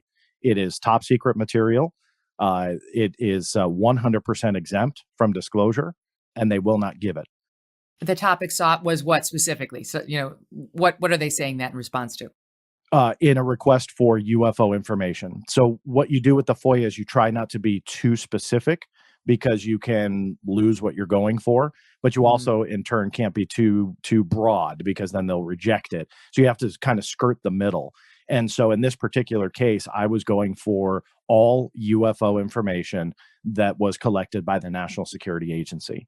So again, you can get quite a few hundreds of pages. I think the exact total is 900 and change, but you can download all of those, many of which are still blacked out from top to bottom. But in addition to those, there are also ones that are top secret that they will not release at all, not a single word that they will release. So those are exempt, and that they put in detail in their letter to me. Hmm. Now, you mentioned Project Blue Book. Touch on this very briefly with Lou as well. So this, as I understand it, is the old "let's investigate whether we have UFOs and what they are" project by the U.S. military. But decades and decades ago. And there's a guy who did he run it, Dr. Hynek, who I know you wrote about in your book. Can you tell us What was Project Blue Book and who was Dr. Hynek? What happened with him? Sure. So Project Blue Book is kind of the umbrella name for three different studies: Project Sign, Project Grudge, and ultimately Project Blue Book. 1947 to 1969, they did over 12,600 cases. And by the end of that 22 or so year study, only 701 or so, they claim, 701 remained unidentified. Dr. This is J. our Allen, military. that's correct. So it was headed by the U.S. Air Force. So around the late 1940s, there was a lot of problems. There was a lot of issues when it came to people seeing these things in the skies. They couldn't explain it, and neither could the military. So that was kind of the very nutshell version of how it started, because they needed to figure it out. We were, post World War II. We were heavy tensions with the Soviet Union. So we were fearful. The general public was fearful. So the military had to figure this out. And as time went on, they had Dr. J. Allen Hynek. He was the chief scientific advisor, because the military brass that was heading the program, they knew that they weren't qualified to look at this stuff, the material. They weren't scientists. So they brought in various consultants. The most famous and the top, essentially the top scientist, was Dr. J. Allen Hynek. What's very interesting about him is that when he went in, through the years, he was very much a skeptic. He was out there essentially debunking everything in news media stories. He would do the essentially press tours, and he would speak on behalf of the U.S. Air Force and say, there's nothing to this, but we're continuing to investigate. As the time went on, he flipped. He had seen enough on the inside to eventually start pushing for reopening past cases, and this is all supported by documentation, to reopen past cases that they had closed, because he felt that they weren't doing their due diligence. And by the end, after 1969, he was so convinced that the phenomena was real. He, after the Project Blue Book closed, came out, started his own UFO organization, and essentially was a full turn from skeptic to believer. So that, to me, Sorry, I was just going to say, one case that you wrote a book about in your book that really turned him was a 1964 encounter in New Mexico. What happened there? Yeah, so that was the Socorro, New Mexico case, and this was in 1964, where a police officer in New Mexico by the name of Lonnie Zamora was on a high-speed chase, nothing related to UFOs. And while chasing whomever he was chasing, saw a craft of some kind, ended up breaking off the chase and pursuing this craft. He, as the story goes, had pulled over, had seen this craft come in, land some distance into a field that he was looking at, and he saw two beings come out of this craft and walk on the ground, then go back in. The craft takes off and leaves. Well, that sounds like a pretty crazy story, but to add to it, what happened was they went out to the field where this craft had landed. They found impressions in the dirt. They found scorch marks from the propulsion system. So whatever it was a three-dimensional object that landed in this field and was there. I mean, there was no physical disproof of what he was saying, meaning it wasn't a hallucination. Rather, there was physical proof of what he was saying, which fully supported his story. The Air Force investigated. They could not identify what the craft was. Here we are in 2021. We still don't have an answer. And the police officer actually just recently died in the last 5 years or so. So he was convinced that this was something much bigger. And to Dr. J. Allen Hynek, after his investigation, ultimately determined there was much more to that case. And the Air Force essentially just didn't want to deal with it. They wanted to explain UFOs rather than investigate UFOs. And so that, to me, that whole era was more about calming the nerves of the general public rather than actually figuring out the mystery. Well, it seems like the nerves were significant in the wake of Roswell, which also happened in New Mexico. I don't know, 15, 20 years prior to this, right? It was 1947. Right. That's sort of the beginning of when people, I don't really understand Roswell. I just know people are like, Roswell, and it's supposed to be code for like lunatic UFO person, right? Like, right. I don't know what the hell Roswell's about, or Area 51. Can you explain those? Sure. Sadly, I don't know what the heck it's about either. And I don't think the general public will ever ultimately know what happened in Roswell. And what I mean by that is, here we are decades and decades later. And although there's a lot of pop culture popularity about it, there's a lot of rumors about it. There's even a lot of witnesses, many of which, though, have died off, but that came forward through the years and said that there was a crash of a flying saucer. There were alien bodies. And essentially, that was the dawn of the UFO cover up. Now, will we ever ultimately prove that? Likely not. I mean, in the late 90s, when the Air Force was pushed yet again for them to explain it, because as they were changing their stories, none of which lined up. They changed their story about 4 different times over the decades on Roswell, the most recent in 97. And at the end of the day, during these investigations and trying to, again, address the issue, it was determined that many of the documents surrounding that incident were destroyed anyway.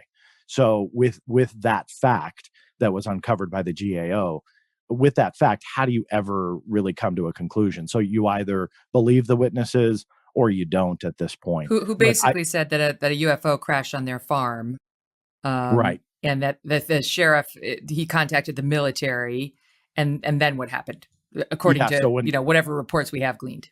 Yeah, when Jesse Marcel, who was the military officer who went out there, essentially the original report that was written was that they captured a flying saucer at Roswell Army Airfield.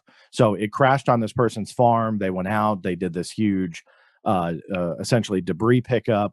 And that was the original first day one press release. Within about 24 hours, that was completely changed. And they said it was a weather balloon.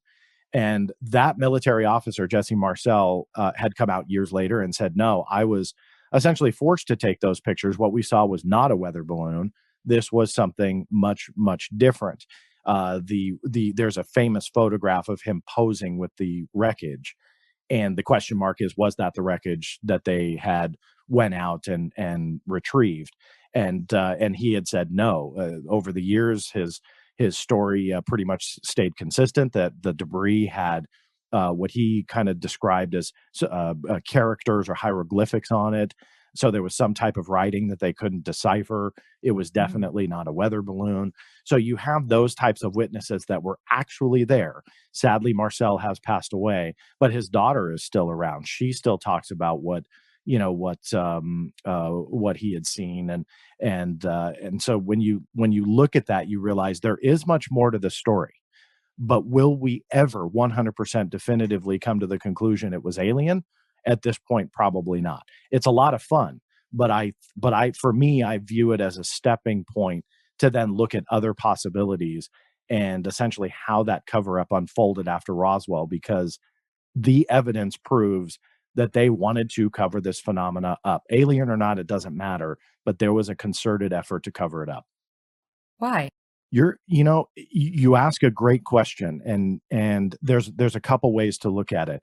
If it truly is connected to extraterrestrials, and I'm not here to say 100% I'm convinced, but if it is, that is a huge national security problem, because the moment that America, who is number one on the planet, technologically, military, across the board, I mean, we're the best of the best. When we then come out and admit that we are not number one anymore, that these UFOs are coming and going wherever and whenever they want, that in itself will create a 1940s or 1950s type hysteria with the general public. And I truly believe that, because we feel safe and secure within our borders. But if all of a sudden, if there's this admission that there is something else out there that we just can't control, that we don't have any idea how to handle it, that to me, I think, is one of the biggest potential national security risks. The other part of it is they may not know if not it's extraterrestrial, and that's really being bantered about right now because of a recent New York Times article. But let's say they truly are clueless, which I actually lean towards this, not to be too disrespectful The odds are sounding. Good. Yeah, exactly. So the fact that they're just clueless about it, extraterrestrial or not, who knows, Chinese, Russian or not, who knows, if they really don't know, that in itself is a national security risk. Because all of a sudden, again, you're taking that top dog on the planet and realizing, okay, we're being outmaneuvered, outperformed. This technology, whomever is wielding it, is above and beyond us, and that in itself is a risk. So they have to tackle this in numerous different ways, depending upon what the phenomena truly is. They have to look at it at different ways, because at the end of the day, all of those possibilities truly are a national security risk, whichever way you slice it or dice it. So it's a very, very sensitive topic with them, I mean, I kind of feel it shouldn't be, but it is. Hmm. Well, so while we're on the subject of, okay, we've done the two New Mexico incidents, but can we talk just for a minute about Area 51 in Nevada, Sure. which is supposed to be, this is a U.S. military site where supposedly, there's a guy named Bob Lazar who's described as a conspiracy theorist. He says he was hired to reverse engineer a flying saucer there. Some say we buried a UFO there. Honestly, as somebody who comes at this totally fresh-faced on it, that sounds like lunacy, but what the hell do I know? What do you Yeah. think? The Bob Lazar story, and I know I'll get hate mail for saying this, I truly believe that that's more just a legend and a myth versus he was actually out there working on a flying saucer. I mean, his backstory says that there were 9 alien saucers out there, and his story's been around for decades. The problem with it is, and I'll sum it up this way: when you talk about a highly classified situation like that, or program, which, let's face it, if they've got captured alien aircraft or spacecraft, darn well that that's going to be the most classified thing within our military's arsenal, at least at the very top. You can't just go around talking about that and have nothing happen. Now, there's rumors about his, identity being deleted and this and that, but there's never been any proof of that. And nothing's ever happened to him. He's out there doing lectures and conferences and television series using his real name. I mean, for me, that doesn't make sense. You look at someone like Edward Snowden, support his Yeah, action or not, it good doesn't point. matter. When you take classified information and you throw it out there into the cosmos, so to speak, and just let anybody access it, there's a problem with that. There truly is. I mean, there's a reason why leakers like that largely live locked up in neutral zones, because they want them back. They want to Yeah. prosecute. And so when you have stories like this, which are talking about an obvious, very classified situation, if it were true, and they're just doing it willy-nilly and getting paid for doing lectures and stuff like that, to me, that's a huge problem. And Mm. I very much use history to kind of prove or disprove situations like that. And history shows that if he really was talking about a highly classified program, he likely wouldn't be around talking about it for long. I mean, I truly Mm. believe that there would be, a Yeah, lot because of you do have action against that. nuts out there. You've got nuts. Yeah. I've seen them on YouTube talking about how they got abducted by the aliens and they lost their virginity to some alien hologram at age. I was like, oh my God. So it's hard that those are the kind of reports that give an attempt to honestly understand these UAPs a bad name, right? It's like Yeah. you can say that's crazy town and still be open-minded to our military fighter pilots saying, I'm telling you, that wasn't man-made. Or, that's, as far as I know, humans don't have the technology to create what I encountered out there. One after the other. It's not like one lunatic who's always had mental health problems came forward off as his F-16 and said that. It's like one after the other. So as you're somebody who's sort of followed the strain over the decades with your FOIA requests, trying to figure out what the government actually has in its files, you see the current reporting, the 2004 Nimitz, the 2015 incidents. What do you see as the through strain, between all those reports? In the last couple of years, what I see as the through line with that is that it very much echoes the 40s, 50s, and 60s, highly trained military personnel and outside of military also, but are experiencing a phenomena that still to this day cannot be explained. That to me is the through line. The press statements that I talk about, and you juxtapose that with actual evidence, they want you to believe that everything is explained, but the evidence shows that through the 40s, 50s, and 60s, it was not. Same to this day. Those videos that were captured, or the video, I should say, in 2004, and then the videos in 2015, I got the Navy to go on the record for the first time about those videos, saying that whatever the objects were, the Navy had no idea what they were. And that was a huge revelation. I mean, that story ended up going viral simply because the military was never talking like that in the last quite a few decades since the close of 1969. It was pulling teeth to get that evidence pried loose from the intelligence community. And you name a federal agency, I was going after information from it. It was like pulling teeth. Now they're commenting on it. And the question mark is why? Like, where are we going with this? And that is a real unwritten chapter of this saga that has gone on for 70 plus years. And it's all going to hinge on this report that's coming out, hopefully, at the end of this month. But to go back to your question, that through line is highly trained, highly intelligent people are seeing this still to this day. The people that we trust defending our freedoms and our country, the men and women that are up there, are seeing this. And no matter what, alien or not, you can see I don't want to say fear, because I don't want to make it seem disrespectful that they're scared, but rather there's a concern that they're up there and so are these objects, and they have no idea what they are, and they're performing in ways that they can't say, oh, well, that's another F-18. Oh, hey, look at that. That's a must be a law enforcement drone. That they're not able to quickly identify it. So that I believe is reinforcing decades and decades of cases and witnesses that truly have seen a nuts and bolts something that cannot be explained. Well, that's exactly right, because that's that Lieutenant Alex Dietrich, who was the one who flew with David Fravor off the 2004 USS Nimitz. She said, it concerned me that I didn't know how to defend against this thing, right? It's like, she was on the record, and this is a very serious woman, saying like, one of the thoughts I had was, I don't recognize it, and how do I defend against it? Of course, because she's a fighter. Okay, the conclusion to our episode is right after this. Don't go away. In your book, you talk about how a lot of these sightings have been around nuclear plants, nuclear facilities, nuclear storage facilities. And you talk about how in the 60s and 70s, there were many, many sightings.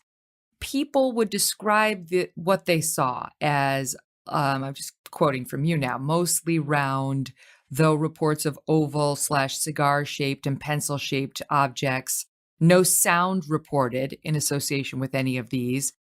Sometimes the reports were red lights or green lights. How do you see all of that comparing to the reports we've gotten more recently? Yeah, minus the red lights and green lights, I think you're leaning towards potentially more of a conventional aircraft, obviously with, FAA nav lights and stuff like that. But everything else that you mentioned are very much in relation to what's being talked about today. Today, the big buzzword is tic-tac. The fighter pilots, David Fravor and Alex Dietrich, describe this object as a tic-tac. Well, that obviously is new verbiage to describe a UFO, but in the past, they've used cigar-shaped, very similar shape, no signs of propulsion in many of the cases, no sound, like you mentioned. So those are characteristics that are nothing new, that those have gone back for decades on cases that cannot be explained. So when you look at then that technology, whatever it is, and the fact that we haven't, after all these decades, caught up in learning what the top secret explanation for it was, meaning if this was some kind of drone that was being tested or other type of stealth aircraft or whatever it might be, generally we hear about it after 30, 40, or 50 years of development. I think the going formula is the general public is roughly about 50 years behind hearing what they're actually testing and developing. And you look at the B-2 stealth bomber and the F-117, that's about true. They were developing that for decades and decades, flying stuff like that at Area 51, and then we learn about it decades after their maiden that's interesting. flight. So after all these years, when you talk about the cigar-shaped UFOs and what Dietrich and Fravor saw in 2004, we don't have an explanation yet. And in I think I broke the story in 2019, but in late 2019, then the U.S. Navy is going on the record saying, yeah, we have no idea what the heck these things are. That's huge, because they could have said, we can neither confirm nor deny. And that's called a GLOMAR response. Essentially, that's their safety fallback.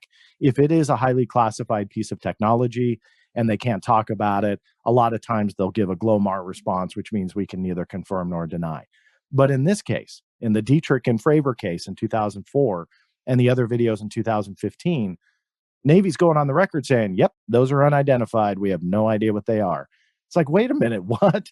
That to me was one of the biggest shocks, I think, in the last 25 years for me personally, because that generally is not their that's not their MO. That's not what they do. They either neither confirm nor deny or just outright, classify it. So what do you, I mean, having studied this, right? I mean, what do you think the science shows is the most likely scenario? I mean, obviously the most likely scenario would be, is it a piece of classified technology off the coast of California where the Nimitz encounter took place? You have a Navy installation where I know that they test classified technology of quite a few different types over the years. Is there a connection there? I don't know. So the most likely, of course, Occam's razor. You can't just jump to alien right off the bat. I mean, you need evidence to support that. But the fact that the military is going on the record saying, hey, we're clueless, we have no idea what these things are. Then you couple that with the highly trained pilot saying, hey, after all these years, we have no idea what the heck that stuff could have been. And they're out there on the record. That to me is really intriguing. That to me warrants further scientific study and investigation, because we're only talking about one or two cases here. Well, three or four, but we're only talking about a handful. When the New York Times wrote their story, if it's accurate, there's over 120 cases that they are studying for this report. And where I'm going with that is there is so much more to this story than the general public knows. Yeah, it's not just going to be these couple of military pilots who happen to catch it on video. That's the only reason we're paying attention, because finally, thanks to the technology, they got it on video, thanks to infrared technology, and we trust our pilots. It's not some random truck driver in the middle of nowhere saying, I swear I saw it. It's tough to dismiss all of these very credible people who had similar experiences in different places over, the course of, let's say, 10 years. But I do think I'd love to ask you to put it in perspective for us, because in your book, you talk about the human crafts that we know are not capable of the reporting of the reported behavior that we're seeing. And so this is why people, just if you're looking at the raw data, you need to pay attention, because so far, as far as we know, not Russians, not Chinese, not Americans, because our military, as you point out, is now saying that's not our tech. We are not technologically capable of doing that yet. We can't do it because it's so extraordinary what they're seeing. And you talk in the book about Chuck Yeager breaking the sound barrier. Can you put some meat on those bones about, the extraordinary speeds and so on that we're seeing? Yeah, what I did in part of the book was look at the documented on radar with visual sighting. So again, that's something that a witness saw, but also was backed up on radar.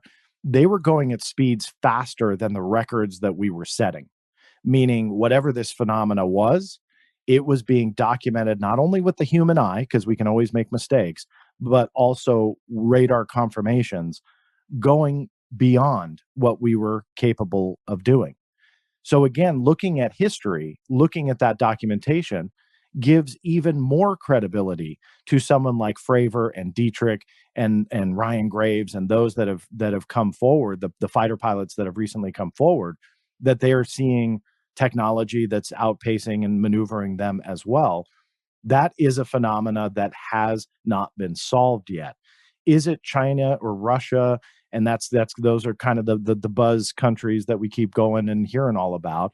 Sure, maybe, but at this point, I highly doubt it, because I think that after all these years of bantering about this in the media, somebody would say something or leak something that says, all right, look, this is probably what you guys were seeing in 2004, but nothing has really come close at all.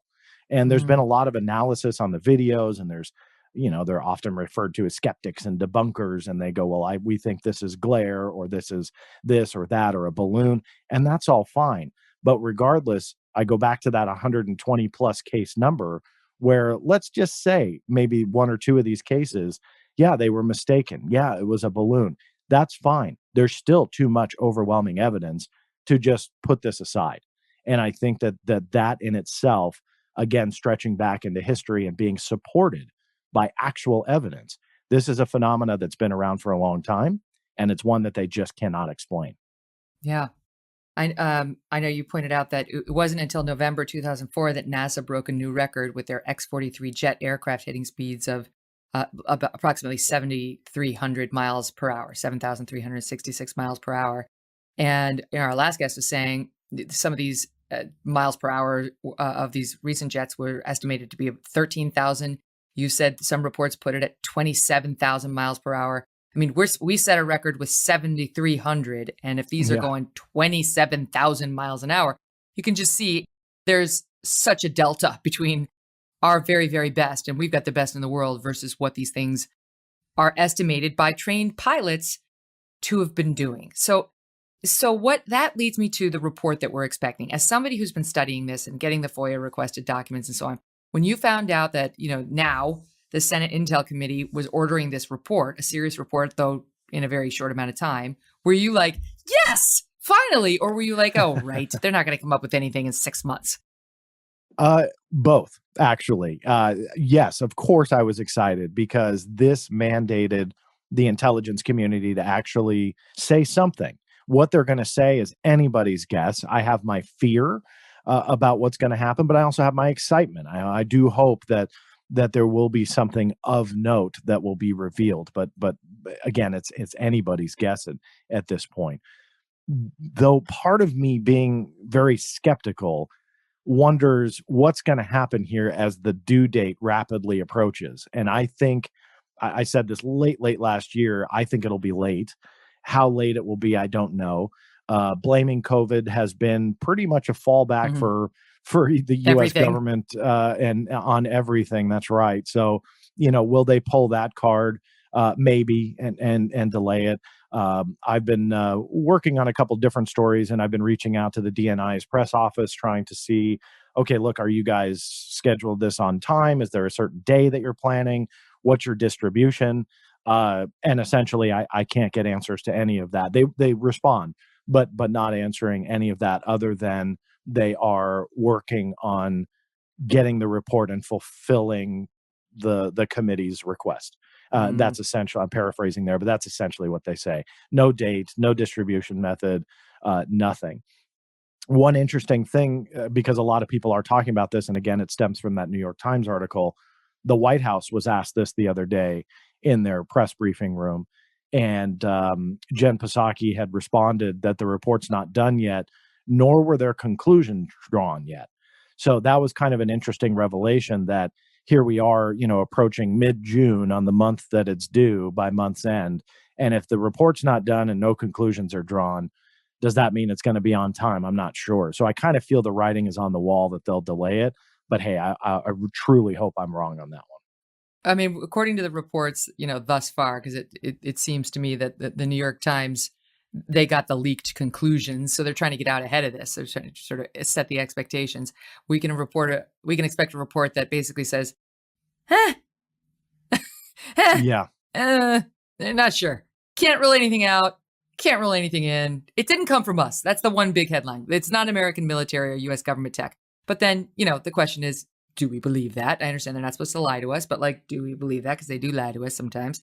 But they're never going to come out and say it's alien spacecraft, and we shouldn't really be expecting that until we actually can capture one of these things and actually, manage to get our hands on it, and we all take a look at it as a country and say, oh my God, let's put our best and brightest on it.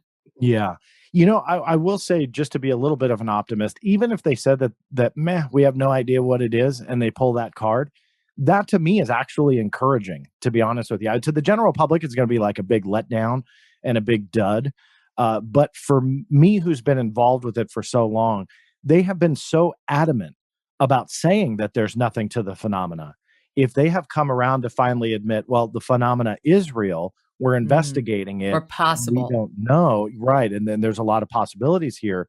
That to me is actually an encouraging development, as snoozy as that result would sound. And again, I think the public will be generally let down if that is the case. But for me, that's encouraging, because if they put it on the record, the snoozy conclusion, like, we have no idea, that we've looked at 120 cases and we don't know, I don't believe there's any scenario after a conclusion like that where they could not fund an ongoing effort to continue investigating the phenomena, whatever it is. Because when you end in a question mark like that, and within that question mark, there is an entangled national security risk, a potential national security risk that these objects are encroaching onto sensitive installations, technology, and outmaneuvering our military. And there's witnesses to back all of that up. If you end it with, we don't know, I don't see any scenario where they go, oh, okay, well, let's not really care about it then. Like, I don't see that. I think that from a national security concern, they will say, we need to fund this. Alien or not, that's not a question anymore. It doesn't matter. I mean, it does to us, obviously, but to the national security risk, that part doesn't matter. The risk is what matters. Alien or not, it doesn't matter. And so that's why I think it's an encouraging development, because then moving forward, they will say, fine, 120 plus cases, you guys still can't figure this out over the course of however many years those 120 cases span, and you guys can't figure it out, then fine. Here's X amount of dollars, figure it out. Because I do think that there will be enough then public pressure to go to the Marco Rubios and the Mark Warners of the Senate and say, we, as your constituent, want answers and we demand it. And I think then the popularity will be so high and the demand will be so high, they'll have to fund it. I don't see a way out of it if that's their conclusion. Because not knowing is not an acceptable status quo. And now we have NASA saying, we want to work with you too. We're on it too. We're into it, which is helpful. It's, you know what's exciting about it is it's just the beginning, John. You know, it's not just the beginning for you, but this could be just the beginning of a real concerted effort to figure this stuff out. And thank you for all of the good work you've been doing on it over the years. You're a fascinating guy. I want to check it out. The Black Vault. And all of your documents are posted there. We can search for ourselves, right? We can, like, everything you've gotten is publicly available to us. Everything's free, publicly available. There's 2.4 million pages to read on pretty much every government secret topic you can imagine, and all obtained from the Freedom of Information Act. Do you find time for fiction in your life? Or are you like my husband, Doug, with the Ancient Aliens on the History Channel in all your free time? You know, I as much as I sometimes I'll watch movies. That's about as far into fiction as I go. When it comes to this kind of research stuff, I'm hardcore nonfiction, documentation, evidence driven. I love it. I love it. Thank you so much for being here. You're very welcome. It was an honor. Thank you so much. Watch more podcast clips now on our YouTube channel. Go to Livewire Podcast Clips and watch more great podcast videos just like this one.